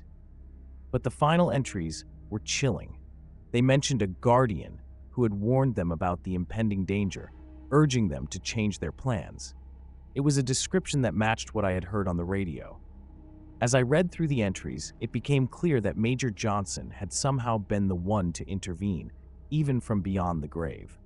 The twist came when I realized that the journal was not just recounting events, it was predicting my actions. It described the same radio interference and warnings I'd received. It was as if someone or something had known exactly what would happen to me, using the past to guide the present. It left me questioning everything I thought I knew about reality and the boundaries between life and death. The forest was not just a place of past tragedies, it was an active player in a cycle that seemed to repeat itself. I didn't sleep well that night, tossing and turning as my mind raced through the implications of what I'd discovered. The journal entries seemed to suggest a connection that transcended time and reality, but I needed more answers. I decided to visit the site again, this time with more determination to uncover the truth. When I arrived at the clearing, the area felt oddly familiar, almost as if it were a stage set for a performance I had yet to fully understand. I paced around, checking the terrain as if it might suddenly reveal its secrets. The radio crackled again, startling me. The voice was garbled, but unmistakably urgent, repeating the same commands from before. It was as if Major Johnson was trying to break through some invisible barrier. "Sarah, get out of there," the voice implored. I felt a cold sweat. Was this really happening, or was it a trick of my mind? I tried to follow the radio's guidance, but something felt off. The forest seemed to shift with each step I took, the shadows stretching and contorting unnaturally. My GPS flickered and failed intermittently, making me doubt my bearings. I felt trapped in a maze of my own fears. Each sound, the crunch of leaves, the rustle of branches, seemed to echo in the dense, oppressive atmosphere. I was certain I was being watched, but every time I turned, there was nothing but darkness. The deeper I went, the more the landscape changed. I stumbled upon a makeshift memorial, a small wooden cross with the names of soldiers who had died in the incident. As I read the names, a chilling realization hit me. The journal's final entries had hinted at a guardian, a figure who had been trying to prevent the tragedy. Was it possible that Major Johnson was still trying to protect me, even after his death? I felt a strange pull to one particular spot near the memorial. The ground felt unnaturally cold, and my hands trembled as I began to dig. My heart pounded with every shovelful of dirt I removed. What was I hoping to find? A part of me wished I'd never come back, but another part urged me forward. I unearthed a small metal box buried beneath the dirt. Inside was a collection of old photographs, documents, and a single letter addressed to the one who comes after. The letter, written in Major Johnson's handwriting, revealed a disturbing truth. He had known that something was wrong with that mission, something beyond normal dangers. He had attempted to send warnings, but they had been ignored or lost. He'd written the letter as a final plea to whoever would find it. The real shock came when I realized that the letter included detailed instructions to avoid the exact area I had been led to by the radio. I had followed the wrong advice, and the true danger was not just a historical accident, but something that had been set in motion by the forest itself. As I stood there, grappling with the letter's revelation, the air around me felt heavier. The realization that I had been misled, that the forest might have a will of its own, was almost too much to bear. I hurried back to the base, my mind a whirlwind of confusion and fear. Everything I had believed about that night, the warnings, the intervention, the protection, seemed to unravel. I had become part of a twisted cycle, one where the past and present were intertwined in a way I had never imagined. The forest was no longer just a place of memory, but a living entity, manipulating events to ensure its own dark agenda. I've shared this story with a few people, and most of them either laughed it off or gave me that "you're imagining things" look. I'm not here to convince anyone of anything, but I need to get it off my chest. What happened to me aboard the submarine in Groton was beyond anything I could have ever anticipated. During my shifts as an engineer, routine checks were second nature. Everything usually went as expected, until one night. I was alone on the submarine, and the atmosphere felt different, almost heavier. I noticed a silent alarm blinking intermittently in one of the storage compartments. I'd checked it several times before, and each time everything seemed perfectly fine. But the alarm persisted. Curiosity got the better of me. As I approached the compartment, the red light from the alarm seemed to cast unsettling shadows on the walls. I peered inside, but the space was as it had been, empty and unremarkable. The alarm was definitely malfunctioning, or so I thought. I brushed it off, but the feeling of being watched never left me. Later that night, while I was working on some maintenance tasks, I heard it, a rhythmic tapping sound coming from one of the deactivated torpedo tubes. I stopped what I was doing and listened closely. The taps continued, deliberate and unnerving. I approached the tube, my flashlight cutting through the darkness, and checked inside. Nothing, just cold, metal walls. I couldn't shake the feeling that something was wrong. I reported the noises the next day, thinking it might just be a part of the sub's quirky systems. My supervisor seemed mildly concerned, but assured me it was likely a mechanical issue that would be sorted out. That's when he dropped the bombshell. Years ago, a sailor had died in that exact compartment while performing maintenance. Since then, there had been consistent reports of strange sounds from that area. I felt a chill as I realized the gravity of what I'd experienced. The unsettling thought that someone or something might still be lingering there gnawed at me. The eerie noises, the constant blinking alarm, it all felt too deliberate to be coincidence. I needed to know more, but I wasn't sure if I really wanted to uncover the truth. The submarine, once a routine part of my life, had become a vessel of dread, holding secrets I wasn't sure I was ready to face. I couldn't shake the unease that gripped me after hearing about the sailor's death. Every sound on the submarine seemed amplified, every shadow more menacing. My sleep that night was fragmented, disturbed by vivid dreams of cramped, dark spaces and echoing taps. The next evening, I found myself drawn back to that compartment. I told myself it was just my curiosity, but a deeper part of me wanted answers. The alarm was still blinking, insistent and rhythmic. As I approached, my footsteps echoed off the metal walls, and I couldn't help but glance over my shoulder every few seconds. When I reached the deactivated torpedo tube, the tapping had stopped. I felt a pang of disappointment mixed with relief. I shone my flashlight inside again, inspecting every inch, though I knew it was pointless. The compartment was unchanged, just as before. Yet the sense of being watched persisted. It was as if the darkness was holding its breath, waiting for me to leave. I tried to rationalize it. Maybe the sailor's story had gotten to me more than I realized. Maybe the noises were nothing more than a coincidence or mechanical glitches. Still, the thought that something might be lingering from that tragic incident gnawed at me. The crew's casual attitude about it didn't help. They spoke of the sailor's death almost in passing, as if it was just another fact of life aboard the submarine. I started to notice more oddities. The lights flickered erratically in the storage area, and sometimes I could swear I heard muffled voices, though no one was around. I tried discussing it with a few fellow crew members, but their dismissive responses only made me feel more isolated. "Just nerves," they'd say. "You're probably just imagining things." One evening, as I was alone in the compartment once more, the tapping returned. It was louder, more urgent. My heart pounded as I approached the tube. I leaned in, straining to hear. The sound seemed to be coming from within the metal walls themselves. I took a deep breath and placed my hand on the cool surface, feeling the vibrations. The tapping stopped abruptly. I pulled back, my mind racing. Something about it didn't feel right, like a message or a warning. I couldn't escape the feeling that I was now part of something much larger and darker than I had ever imagined. I had to know more. I needed to understand what was happening. but a part of me feared what I might uncover.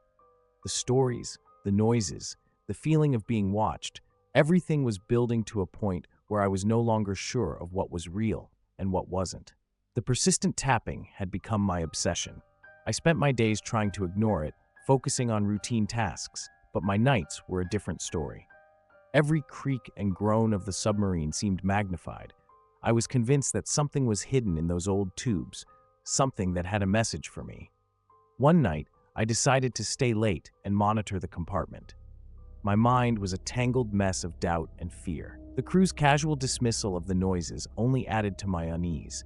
If they weren't concerned, why was I so on edge? As I settled in, the tapping started again. This time, it was rhythmic, almost deliberate. I felt my heartbeat quicken. I picked up my flashlight and walked towards the tube. With each step, the clamor grew louder. My hands trembled as I shone the light inside. I saw nothing unusual, just the cold, metallic interior, unremarkable and empty. I thought back to the stories I'd heard. The sailor who died, he'd been performing maintenance in this very tube. The details were sketchy, but the essence was clear. He'd become trapped, and his final moments were spent in terror. I couldn't shake the thought that something had followed him, or that the sailor's spirit was trying to communicate. I tried to reason with myself. "It's just a story," I muttered under my breath. "Just a story." But even as I said the words, I could feel my skepticism slipping away. I began to question if I was the only one who could hear these sounds, or if there was something more sinister at play. My investigation didn't turn up anything new, but I couldn't escape the sense of dread. That night, alone in the darkened compartment, I felt a cold draft.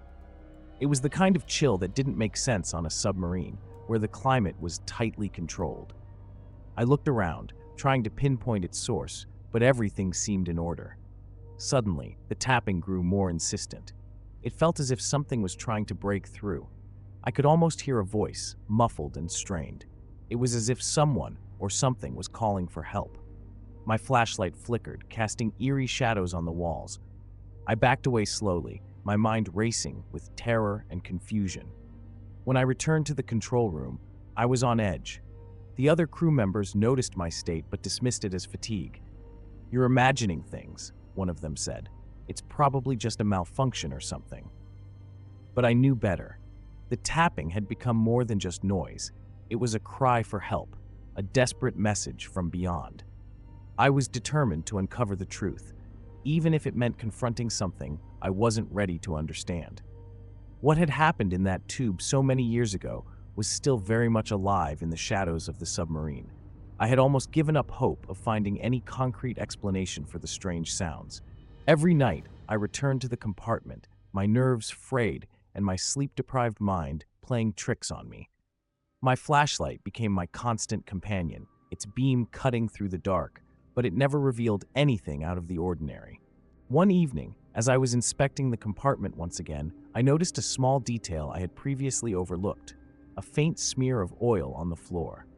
It was odd, considering the maintenance crew had cleaned the area just days before. I tried to convince myself it was nothing significant, but my curiosity got the better of me. I bent down, carefully examining the mark, and the tapping started again, louder and more frantic than before. I swallowed hard, my throat dry. "Who's there?" I called out, my voice barely more than a whisper.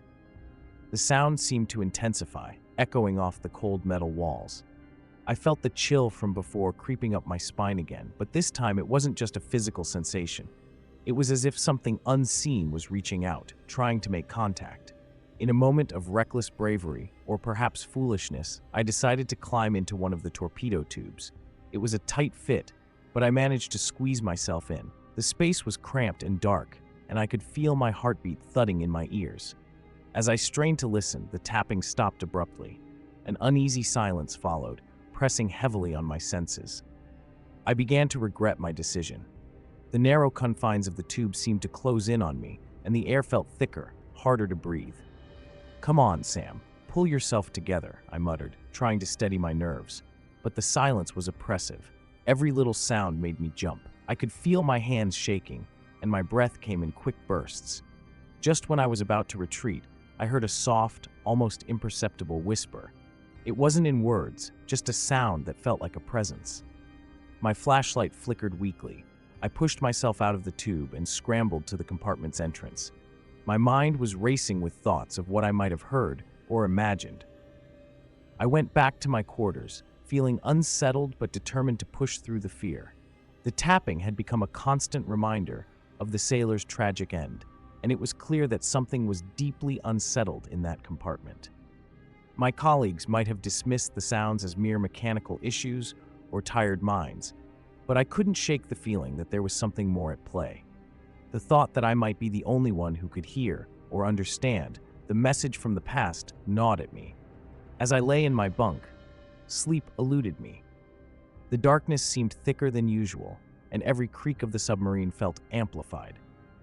I knew I needed to find answers before the anxiety consumed me completely. I resolved to delve deeper into the submarine's history, hoping to uncover more about the sailor's death and the eerie tapping that seemed to haunt me. I spent the next few days buried in the submarine's maintenance records and historical logs, searching for anything that might explain the tapping and the chilling presence I felt. Most of the reports were dry, filled with technical jargon and routine inspections. However, I stumbled upon a brief mention of a tragic incident. A sailor named Patrick Hayes had died years ago while conducting maintenance on the torpedo tube.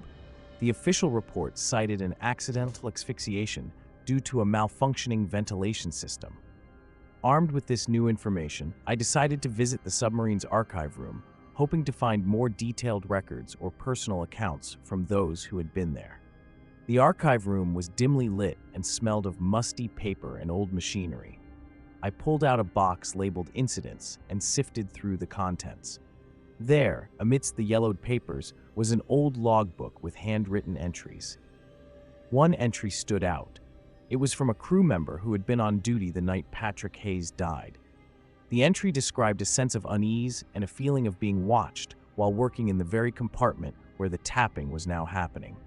The words were hauntingly familiar. The air was thick with something I couldn't quite place, the entry read. It was as if we were not alone. I stared at the logbook, my heart racing. Had I been feeling something that was there all along? Was it possible that the presence wasn't just a figment of my imagination? I couldn't shake the thought that something more sinister was at play. I decided I needed to go back to the compartment one more time, to face whatever it was head-on. That night, armed with a more powerful flashlight and a camera, I descended into the depths of the submarine. My footsteps echoed off the metal walls, the only sound in the vast, still space. I approached the torpedo tube and paused, taking a deep breath. The tapping had stopped, replaced by a heavy, almost tangible sense of anticipation. I set up the camera to record and began a methodical inspection. As I leaned in to check the inside of the tube, the flashlight flickered, casting long shadows across the compartment. I heard the tapping again, but this time it was different. It wasn't just a random noise, it seemed to be in a pattern. My hands shook as I fumbled with the camera, trying to capture whatever was happening. Then, it happened. The tapping ceased abruptly, and the temperature seemed to drop. My flashlight flickered and died, plunging me into darkness. In the pitch black, I heard a voice, faint but clear, whispering my name. I scrambled for the flashlight, my breath coming in ragged gasps. When the light finally came back on, I saw something that made my blood run cold, a handwritten note pinned to the wall of the compartment. It read, "They will never find me." My heart pounded in my chest as I read the message. The handwriting was unmistakable. It was identical to the writing in the logbook. The note was dated the night Patrick Hayes died. The realization hit me like a freight train. The tapping wasn't a mechanical fault or a figment of my imagination. It was a desperate cry for help from someone trapped, and I had been drawn into a story that had been sealed in the depths of the submarine for years. The truth was chilling and impossible to ignore. Patrick Hayes hadn't died from an accident. He had been left to die, trapped in that tube. The message was clear. His spirit was still searching for justice. I had uncovered something dark and unresolved, and now I was part of a haunting legacy that demanded recognition. The fear that had been gnawing at me was replaced by a new, unsettling realization. Some stories never truly end. They only wait for someone to uncover their truth. I remember the night vividly, every detail etched into my mind as clearly as if it had happened yesterday. It was my turn to patrol the restricted area at Camp Pendleton, a routine shift that should have been uneventful. The moon cast an eerie glow over the field, but the darkness that surrounded me felt more oppressive than usual. I was alone, just me and the endless expanse of shadows stretching out before me. Around midnight, I spotted something that shouldn't have been there. A figure, dressed in a full military uniform, was walking deliberately through the restricted zone. My heart skipped a beat. I grabbed the radio and called out, "This is Harper. I have an unknown person in the restricted area. Do you copy?" There was nothing but static on the other end. I repeated the call, frustration creeping into my voice. "Unknown person, identify yourself. This is a restricted zone." I started moving towards the figure, every step echoing louder in my ears than the last. My flashlight flickered across the field, but the figure remained stubbornly out of reach. I could see him clearly now, a soldier, walking with purpose, his gait unhurried and calm. I wanted to believe it was just another recruit playing a prank, but something in the way he moved made my skin crawl. It was as if he was entirely detached from the world around him. As I got closer, the figure seemed to sense my approach. He turned sharply and began walking away, disappearing into the darkness. I quickened my pace, calling out again, "Stop! I'm ordering you to stop!"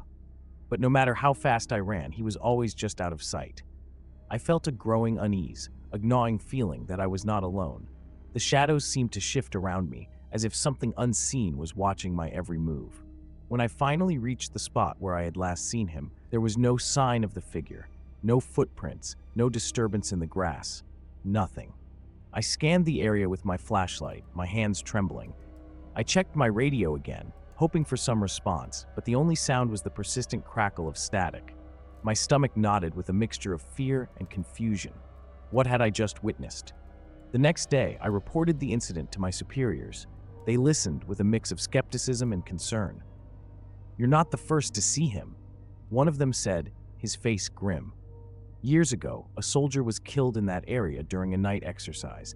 His body was never found. Some say he's still out there." The thought sent a chill down my spine. I tried to make sense of it, but the feeling of being watched, the way the figure vanished, it all felt like something I could never fully understand or explain. The next few nights were restless. Every time I closed my eyes, I saw the figure disappearing into the darkness. It wasn't just the image that haunted me. It was the way he seemed so out of place. No one else seemed bothered by it, but I couldn't shake the feeling that I had stumbled into something that was supposed to remain hidden. One evening, I decided to take matters into my own hands. I ventured back to the field, determined to find some answers. The moon was hidden behind a veil of clouds, and the only light came from my flashlight and the distant glow of the base. I kept my radio on, but the only sound was my breathing and the crunch of gravel underfoot. It was eerie how quiet it was out there, like the world had stopped just for me. As I walked through the area, my flashlight picked up the faint outline of the field's boundaries. I retraced the steps I had taken the previous night, trying to recreate the scene in my mind. I couldn't shake the feeling of being watched. Every now and then, I would catch a movement in the corner of my eye, but when I turned, there was nothing there. The shadows seemed to shift and stretch, playing tricks on my senses. When I reached the spot where I had last seen the figure, I felt a chill. The air felt colder here, and the darkness seemed thicker. I shined my flashlight over the ground, hoping to find some trace of him, footprints, a disturbance in the dirt, anything. But the area was untouched, just as it had been the night before. I called out, my voice trembling slightly. "Hello? Is anyone there?" The only response was my own echo, swallowed by the vast emptiness. I returned to my quarters feeling unsettled. I shared my findings with a few other recruits, trying to gauge their reactions. To my surprise, they were familiar with the story of the soldier who had vanished. "Yeah, I've heard about him," one of them said, leaning back in his chair. "They say he's still out there, walking the same route. Some guys claim to see him now and then." He shrugged, as if it was just another camp rumor. The conversation left me more unsettled than before. The thought that others had seen the same figure, following the same path, added a layer of dread I hadn't anticipated. It wasn't just a case of mistaken identity or a trick of the light.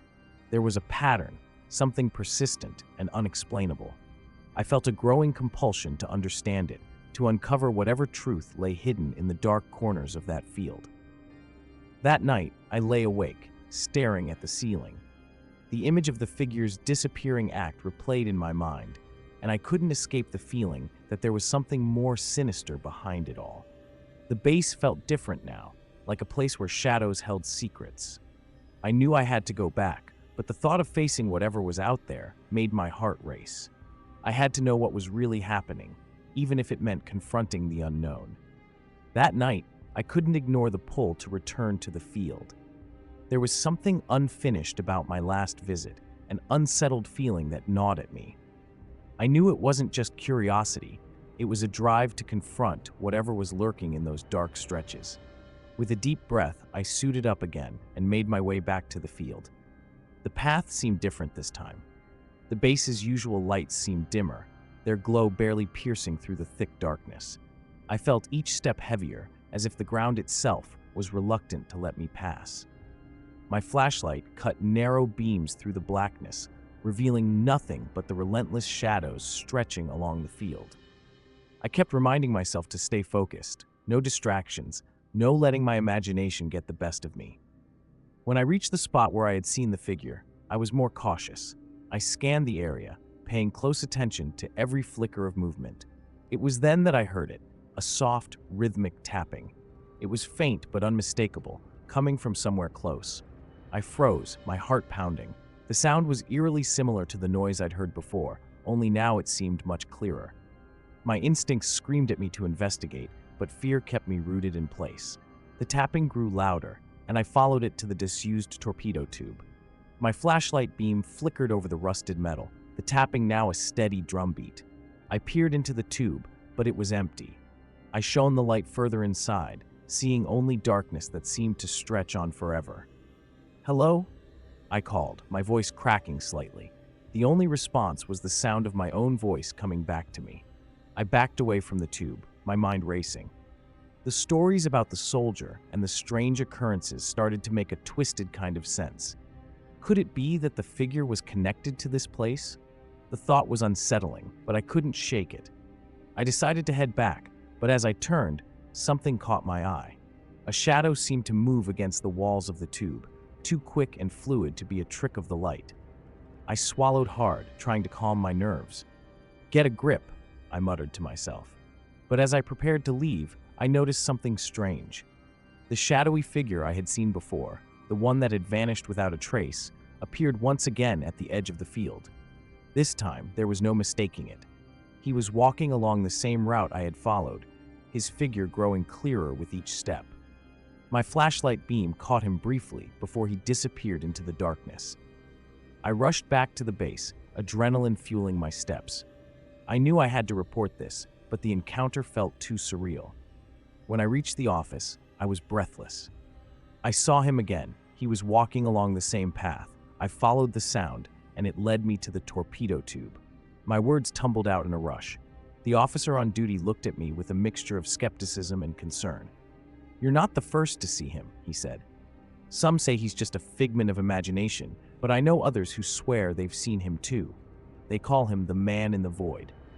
But be careful, Harper. Some things are better left alone." As I left the office, I felt a gnawing sense of dread. The shadows seemed darker, and the night seemed endless.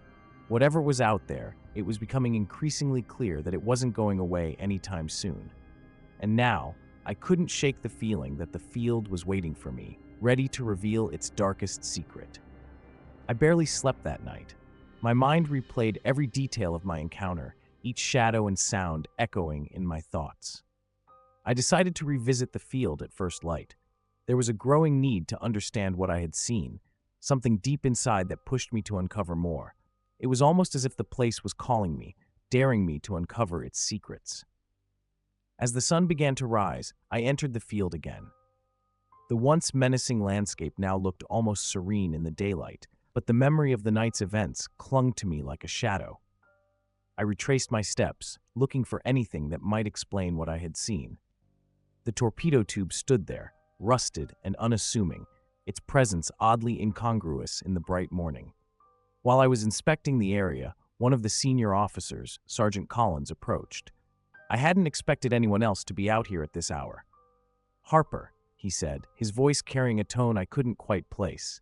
"Heard you were poking around the old range. Seen anything unusual?" I nodded, still on edge. "Yeah, I saw the man again. He was walking the same road as before. It's like he was following a pattern." I hesitated, trying to find the right words. And there was this tapping sound, like someone was inside the torpedo tube. Collins's face turned thoughtful. "Interesting. You know, you're not the only one who's mentioned strange occurrences here. A few years back, during a late-night training, a soldier went missing. They found his gear, but he was never found. They say he died, but there's no body. Just rumors." The details struck me hard. "And the man I saw?" Collins nodded. "Some say he's the missing soldier, forever walking the same route he used to patrol. Others think it's just a story, but after all these years, the stories still linger." I tried to process what he said. The connection seemed unsettling but fitting. "So, what's the deal with the tapping sound?" It was clear as day. "Never heard of that before," Collins admitted. "But sometimes, old places like this, they hold on to things. It's like they have memories of their own." I returned to the torpedo tube, my mind racing with thoughts of what could be causing the noise. The sunlight revealed more details, scratches and old graffiti, a stark contrast to the dark, mysterious atmosphere of the night. I had expected something tangible, something to explain the figure, but all I found were remnants of the past, silent and unyielding. As I walked back, a nagging doubt settled in.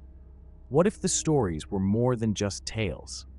What if there was something else, something real, about these occurrences? My mind wrestled with the idea that the man in the void wasn't just a figment of imagination or an old legend, but a genuine presence with an inexplicable reason for its haunting behavior. I decided to dig deeper, to investigate the history of the range and the soldier who had gone missing. There had to be more to the story. If nothing else, I needed to understand why this place seemed to cling to its past so desperately. With every step back to the base, the weight of the field's secrets pressed on me. I knew that finding answers might lead to more questions, but the prospect of leaving these mysteries unsolved was even more unsettling. The field had shown me enough to know that the past was not easily buried, and its ghosts, if they were ghosts, were far from finished with me. After digging through old records, I found a disturbing connection between the soldier who went missing and the current sightings. The name, Lieutenant Patrick Lawson, kept appearing. The official story said he had been lost during a night exercise, but unofficial accounts hinted at something more. Reports mentioned a pattern of disappearing recruits and odd occurrences linked to him. I returned to the field late one night, determined to confront whatever was haunting the place. The full moon cast long shadows, and the familiar landscape now seemed even more foreboding. I had to see if I could find some clue or resolution. With each step, the memory of the tapping sound grew louder in my mind. I carried a flashlight, its beam cutting through the darkness, but I couldn't shake the feeling of being watched. Near the torpedo tube, I noticed something unusual, a piece of cloth snagged on a metal edge. I pulled it free and saw it was part of an old military uniform. My heart raced. This was no ordinary find. It was something personal, tied directly to the mystery. I called out, "Lieutenant Lawson, if you're here, show yourself." The night was still. For a moment, I wondered if I had gone mad, but then I heard it, a faint rustling, like someone moving through the brush. I turned my flashlight toward the noise, but there was nothing. I felt an overwhelming sense of dread, a pressure as if the very air around me was heavy with expectation. Then the tapping began again, clearer this time. It wasn't coming from the tube. It was coming from behind me, from the old barracks nearby. I moved cautiously, each step echoing louder than the last. As I approached the building, I saw shadows moving inside, silhouettes shifting in a way that didn't match the light from my flashlight. "Patrick Lawson," I shouted again. "If you're here, you need to tell me what happened." The door to the barracks creaked open, revealing a dusty, abandoned interior. I stepped inside, the darkness seeming to swallow the beam of my flashlight. The shadows flickered as if something was trying to avoid the light. My voice was shaky. "What do you want? Why are you still here?" Suddenly, a figure appeared in front of me. It was a man in an old uniform, his face obscured. "I'm not here to harm you," he said, his voice strained and hollow. "I'm here to be found. I need to be released." The realization hit me hard. Lawson wasn't a malevolent spirit. He was trapped, his soul lingering because of unresolved issues. "What happened to you? Why didn't they find you?" I asked, desperation edging my voice. The figure's form flickered. "The training went wrong. I was left behind, forgotten. They never searched for me. Now I'm bound here, reliving the last moments of my life." The revelation was chilling. The man's fate wasn't just a story. It was a tragedy of abandonment. The field had become a prison for him. My mission was no longer about proving a ghost story, but about seeking closure for a lost soul. I promised to bring his story to light, to ensure his fate was known and acknowledged. As I left the field, I felt a strange sense of peace. The presence that had once been ominous seemed to fade, replaced by a quiet resignation. I hoped that by telling his story, I could finally help him move on. But the mystery had left its mark. Every time I walked past the field, I couldn't shake the feeling that something was still watching, waiting. It was a reminder that some places hold on to their pasts with a desperate grip, and sometimes the ghosts of history linger long after the living have moved on. I remember that night at Fort Irwin vividly. The base was quiet, almost too quiet. I was out on patrol, tasked with monitoring a remote post on the edge of our training grounds. The moonlight barely pierced through the thick canopy of stars, casting long shadows that twisted with every step I took. My boots crunched softly against the gravel path, a sound that felt unnervingly loud in the stillness. The air was cool, with just a hint of chill that seemed to creep under my uniform. As I walked the usual route, something shifted in the darkness behind me. At first, I thought it was just my imagination, tired eyes playing tricks, but the sound was unmistakable. It was like footsteps, faint but deliberate, matching my pace as if someone was trailing me. I swung around, but the path remained empty. My flashlight's beam cut through the dark, revealing nothing but the occasional rustling leaves. Each time I turned, my heart raced a bit faster. The sensation of being watched grew stronger. I forced myself to focus on the task at hand, checking the perimeter, scanning for any signs of intrusion. But the footsteps persisted, like an uninvited guest who refused to leave. It was as though they were a part of the landscape, blending in with the darkness and the crunch of gravel beneath my feet. After a while, I decided to confront whoever, or whatever, was following me. I stopped, turned around, and called out into the void. "Hello? Is someone there?" My voice felt small against the vast emptiness, swallowed up by the night. There was no answer, just the faint echo of my own voice and the continued sound of footsteps.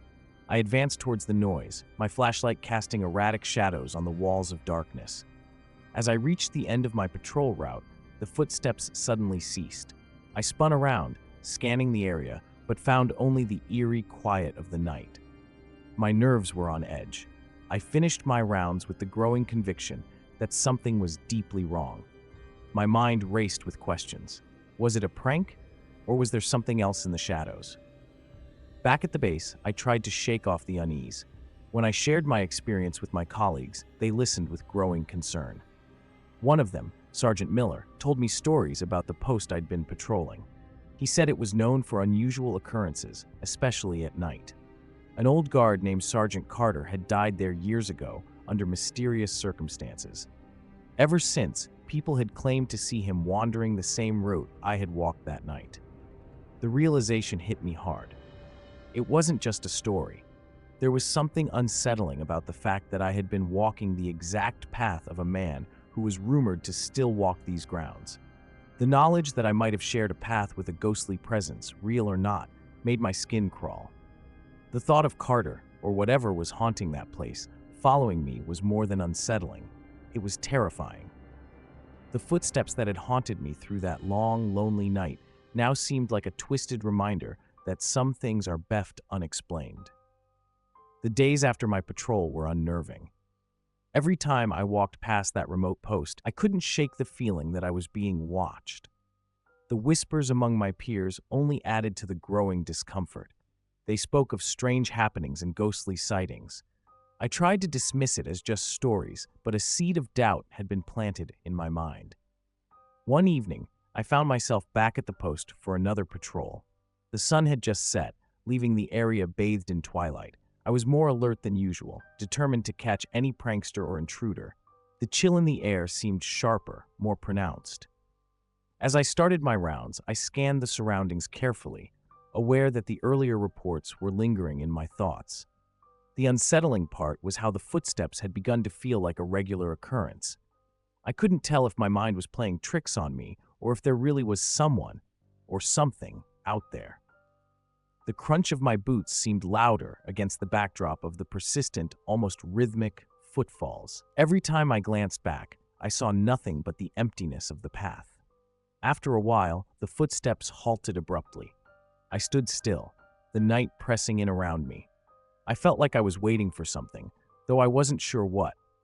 My flashlight's beam cut through the dark, revealing nothing unusual, but the sense of being watched never left.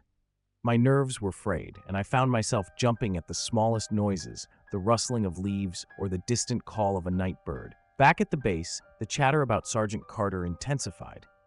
One of the older sergeants, Tom, mentioned that Carter had been known for his solitary patrols.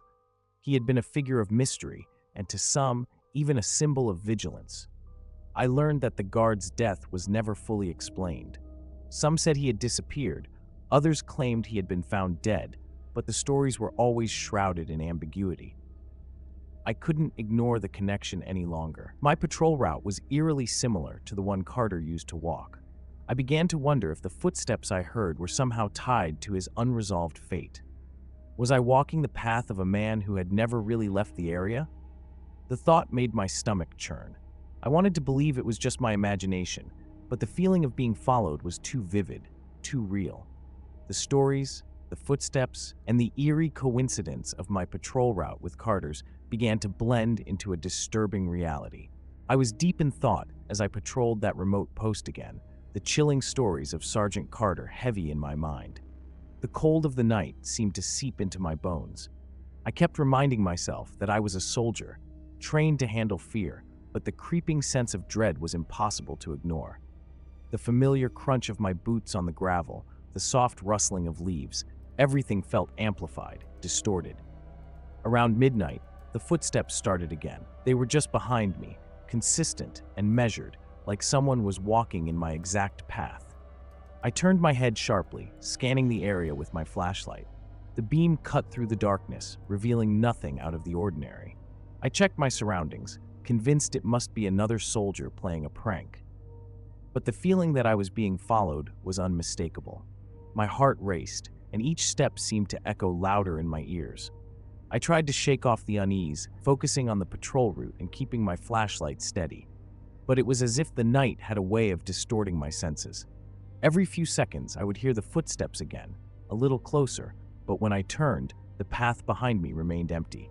It felt like I was chasing shadows, and the longer it went on, the more my nerves frayed. "Hello?" I called out, trying to pierce through the darkness. No answer came. I started to question my sanity. Was I imagining things, or was there really someone, or something, shadowing my every move? The sound of footsteps was so clear, so deliberate, it was maddening to be unable to see the source. When I returned to the base, I was tense and on edge. I confided in Sergeant Tom about the steps I'd heard. He looked at me with a knowing expression, as if he expected me to have this experience. "You know, Carter used to patrol this exact route," Tom said, leaning in close. "He was meticulous, always alone. His death was strange. No one really knew what happened." Tom's words chilled me even further. If the footsteps I heard were Carter's, it meant I was walking the same path he did, potentially witnessing the final moments of his existence. The idea that I might be retracing a route marked by unresolved death sent a shiver down my spine. I was beginning to think there might be more to these reports than mere folklore. As I prepared for another night shift, I couldn't shake the feeling that something was waiting for me out there. something tied to the past, to Sergeant Carter's unsolved fate. The footsteps were more than just sounds. They were a reminder that some things might never be fully laid to rest. I gripped my flashlight tighter, steeling myself for whatever lay ahead. As I set out on my patrol that night, I felt a creeping unease settle over me. My flashlight cut through the darkness, revealing nothing but shadows and faint outlines of the military structures around me. I told myself to stay focused, but the stories of Sergeant Carter and the footsteps that followed me like a ghostly echo were heavy on my mind. I had decided to take a different route that night, hoping to avoid the chilling sensations of the past patrols. As I walked, the footsteps returned, just like before. They were always a few paces behind, synchronized with my own. I kept checking my watch and glancing over my shoulder, trying to catch a glimpse of whoever or whatever was there. Each time I turned, the path remained empty. The only sound was the crunch of gravel beneath my boots and the occasional rustle of leaves. "Why now?" I muttered to myself. "Why here?" I felt a chill, not from the cold, but from the growing certainty that something was wrong. My flashlight beam flickered, and I caught a glimpse of movement in the corner of my eye. I swung around, but again, there was nothing. I was beginning to question whether I was losing my grip on reality. Was I hearing things that weren't there, or was something really following me? Halfway through my shift, I came across an old, worn-out guard shack that wasn't on my usual patrol route. Curiosity got the better of me, and I decided to check it out. The shack looked like it hadn't been used in years. I pushed open the rusty door, and the creaking sound seemed to cut through the stillness of the night. Inside, it was filled with dust and cobwebs. As I shined my flashlight around, I saw an old, faded photo pinned to the wall. It was a picture of Sergeant Carter in his younger days, standing proudly in front of the very shack I was now in. My heart sank. I stepped back, feeling a wave of nausea. Carter had patrolled this area alone. The same footsteps I heard on my patrol were his, retracing a route he once walked. I began to piece together the fragments of what I had learned.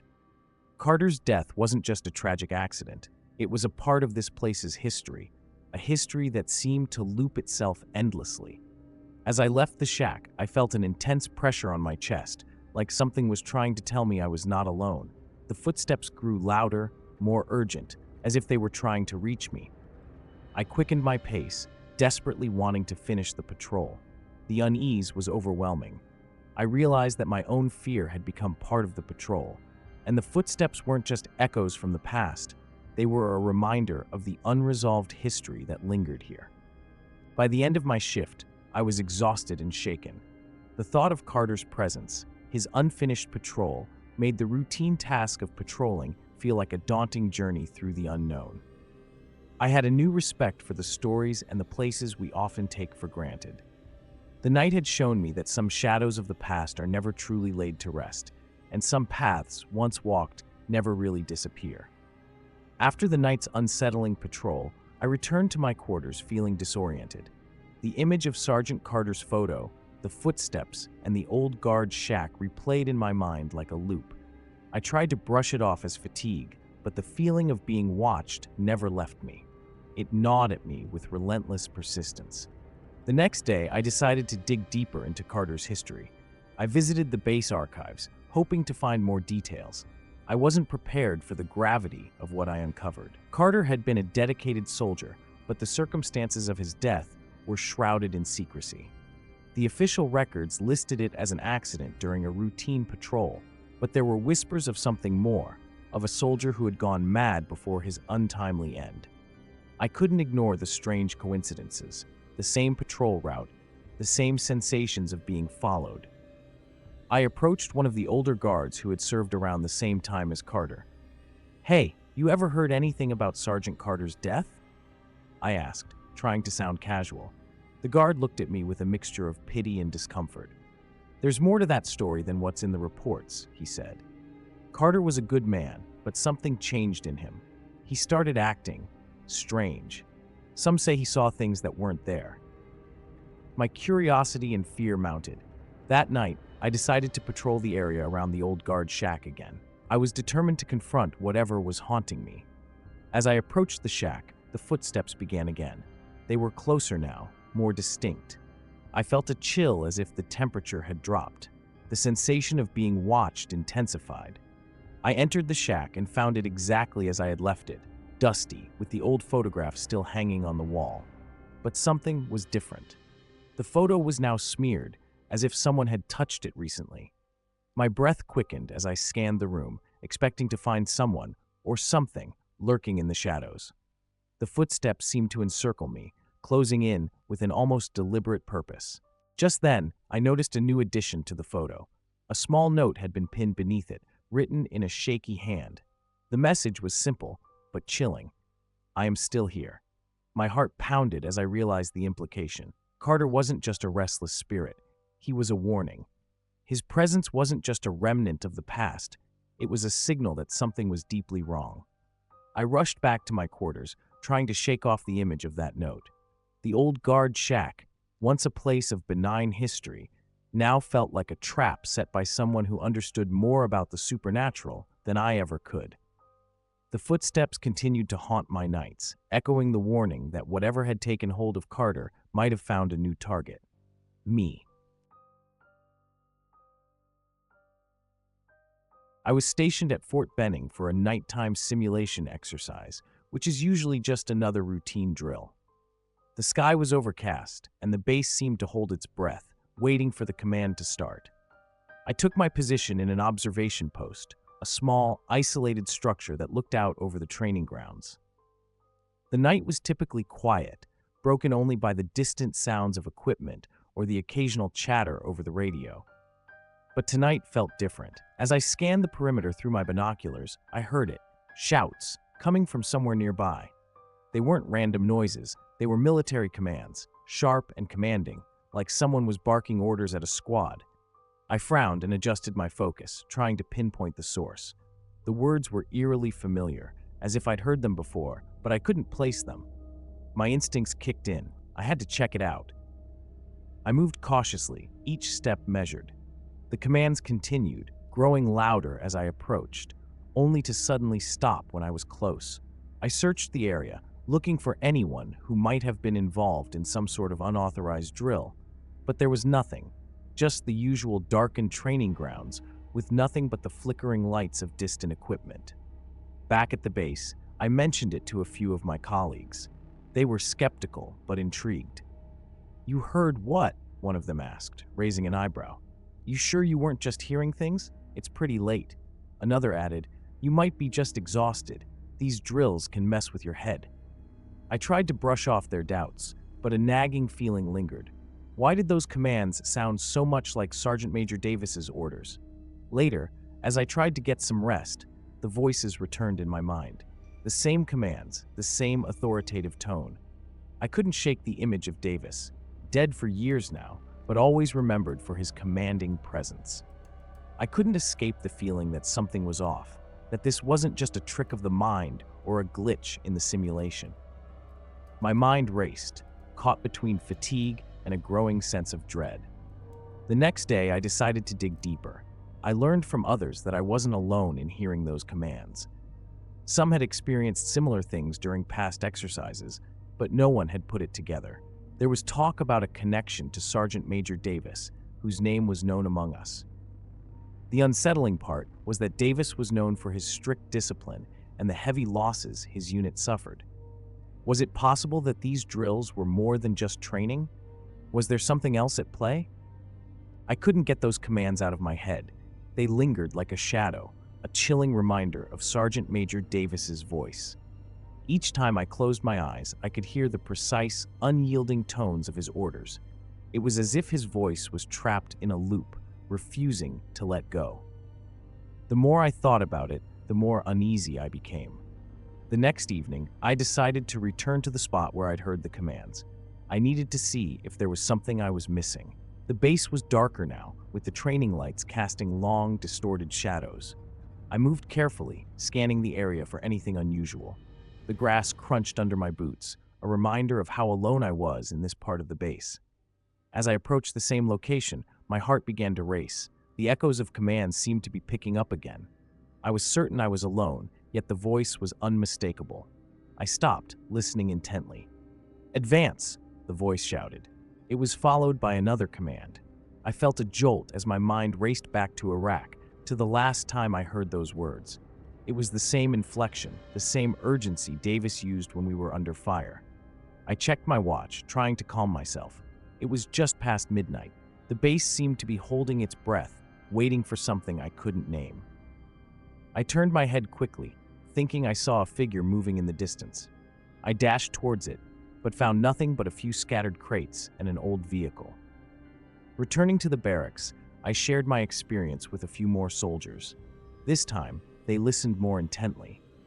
"You're not the only one of them admitted. "I heard those orders last week. Thought I was losing my mind." Another nodded. "Yeah, same here. Heard it during a night patrol. Some of us think it's the old simulations playing tricks." But the way they said it didn't ease my fear. It made it worse. They were brushing it off, but I was certain there was more to it. That night, I couldn't sleep. My mind replayed the commands over and over. I could almost see Davis's stern face, his eyes scanning the horizon as he barked orders. It felt like he was still there, watching us, directing us from beyond. The thought was disturbing. Was the base somehow haunted by his memory? Or was there something more sinister at play? I couldn't shake the feeling that the past was somehow reaching into the present, and it wasn't done with us yet. The next night, I felt compelled to return to the same spot. I needed to understand what was happening, why Davis's voice was so persistently haunting me. As I made my way back to the training grounds, the dark sky seemed to press down on me. Each step was deliberate, my senses on high alert. I could hear the distant murmur of the base, but it seemed strangely muted compared to the growing tension in my mind. I reached the spot where I'd heard the commands before, a small clearing surrounded by dense trees and equipment left out for training. I stood still, straining to catch any sound. For a moment, all I could hear was my own breathing. Then, faintly, I picked up on the same commanding voice, shouting orders. My heart pounded as I realized the words were identical to those Davis used in Iraq. I looked around, trying to find the source. There was nothing out of place, no one in sight, no lights. I checked my watch. It was 11:30 p.m. The base was supposed to be quiet at this hour. I felt an icy shiver run down my spine as the voice continued, the commands growing more urgent. "Advance! Move out!" Each order seemed to pierce through the stillness of the night. My mind raced with conflicting thoughts. Was I losing my grip on reality, or was there something genuinely wrong?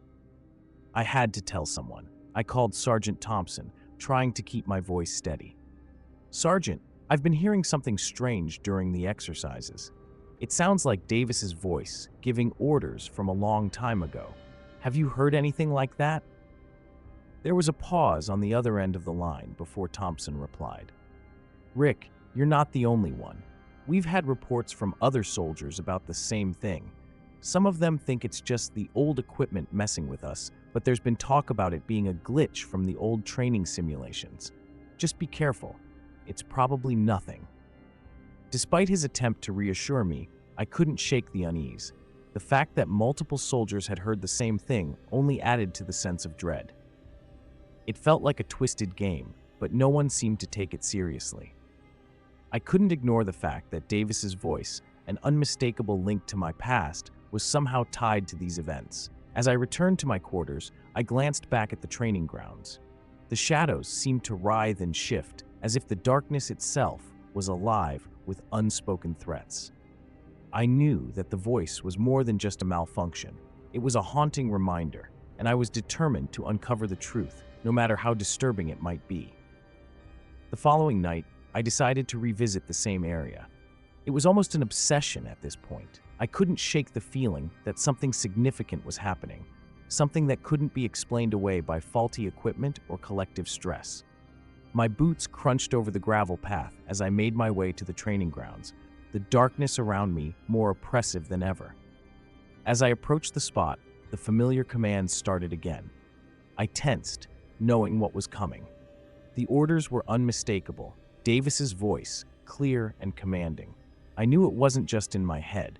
I scanned the area carefully, searching for any sign of movement or hidden speakers. Everything looked the same as it did before, empty, silent, save for the echoes of Davis's voice. Then I heard something different. Alongside the commands, a low murmur began to rise. It was like a second, fainter voice, overlapping with Davis's commands. I couldn't make out what it was saying, but it was unsettling. I took a few cautious steps forward, trying to pinpoint where it was coming from. The trees seemed to close in on me, their dark silhouettes forming eerie shapes in the dim light. My mind raced with possibilities. Was it some kind of psychological trick, a result of stress and fatigue? Or was it something more sinister? I had to get closer to find out. I approached a small abandoned building near the edge of the training area. The murmuring grew louder, mixing with the authoritative tones of Davis's voice. I felt a chill, not from the cold, but from the sheer weight of the situation. Inside the building, the sounds were clearer. It was as if the orders and the murmur were coming from all around me. I couldn't see anything out of place, no hidden speakers or equipment. The walls seemed to absorb the sound, creating a distorted echo that made it hard to pinpoint the source. I turned to leave, but a sudden thought stopped me. What if the voice wasn't just a malfunction, but a message? I decided to investigate further, thinking that if I could understand the source of the second voice, I might find some answers. I made my way to the base's archives, searching through old records and training logs. Hours passed with no results. I was exhausted but determined. Then, I stumbled upon a file buried in the back of a dusty cabinet, an old log from Davis's time. As I read through the entries, I realized something disturbing. Davis had been known for giving similar orders during his time here, but there was a mention of a secretive mission that was never fully explained. I could feel the weight of what I was uncovering. The old orders, the strange voice, it all seemed connected. It wasn't just a malfunction or a trick of the mind. Something from the past was reaching out, and I needed to know what it was. The realization hit me hard. The voice wasn't just a memory, it was a clue. And the deeper I dug, the more I felt I was getting closer to something that should remain buried. I couldn't sleep that night. My mind kept replaying the voices, the orders, and the muffled murmurs. The words Davis used in those old logs seemed to hang in the air, their meaning elusive, yet profoundly disturbing. I tried to push it aside, but the sensation of being watched wouldn't leave me. It was as if the shadows in my room had taken on a life of their own, whispering secrets I couldn't quite grasp. By morning, I was on edge. My hands trembled as I sipped my coffee, trying to ignore the unease gnawing at me. I decided to return to the archives, hoping to find more clues. The base was quiet, almost too quiet. The routine sounds of military life, footsteps, distant chatter, the hum of machinery were absent. It felt like something was out of place. I reached the archives and sifted through the remaining documents. Most were mundane, but one file caught my eye. It was a report on a covert operation that had gone terribly wrong, involving the very commander whose voice I kept hearing. The report detailed a mission in Iraq that ended in disaster, with several soldiers unaccounted for. The details were sketchy, and the report was marked with redacted sections. My heart raced as I read, realizing that this mission had never been fully disclosed to the public. As I dug deeper, a name popped up repeatedly in the documents: Major Caldwell. The same Major Caldwell who had been mentioned in the logs and whose orders I had heard. There was a pattern emerging, one that connected Caldwell's disappearance to a secretive training exercise that involved psychological manipulation. The unsettling truth began to dawn on me. Caldwell's last mission, along with his subsequent disappearance, was all part of an experimental program. I felt a sudden chill as the implications settled in. Caldwell had been part of an operation designed to test the limits of psychological endurance. What I had experienced was not a random occurrence, but a deliberate replay of those old orders, a residual echo of that failed experiment. The training grounds had become a testing ground for something far darker than any of us had imagined. Determined to confront the truth, I visited the old training site again. The atmosphere was dense, as though the very air was weighed down by history. As I approached the area where I had first heard the orders, I noticed a faint glow coming from a small, hidden bunker. I'd missed it before, buried beneath layers of dirt and decay. Inside the bunker, I found a set of old surveillance equipment and recording devices. They were still functional, with tapes labeled Operation Caldwell. I played one of the tapes, my hands unsteady. The screen flickered to life, showing grainy footage of soldiers, including Caldwell, undergoing intense psychological tests. The orders being repeated, the murmurings, it was all part of the experiment. Caldwell's voice had been used to manipulate and control, and the sounds I'd heard were remnants of that dark project. The revelation was chilling. The experiment had left an imprint on the base, a haunting reminder of the unethical tests conducted. I had unwittingly stumbled upon a forgotten piece of history, one that continued to echo in the form of disembodied commands. It wasn't just a case of haunted memories, it was a reflection of the dark side of military experimentation. As I left the bunker, the realization that I had uncovered something deeply unsettling left me shaken. The echoes of Caldwell's orders were not just ghosts of the past, but the result of a failed experiment that had left its mark on the present. The base would never be the same to me again. The knowledge that the voices I heard were part of a manipulated reality, a twisted experiment, was more disturbing than any ghost story. The past had reached out, and the darkness it held had become a part of my own reality.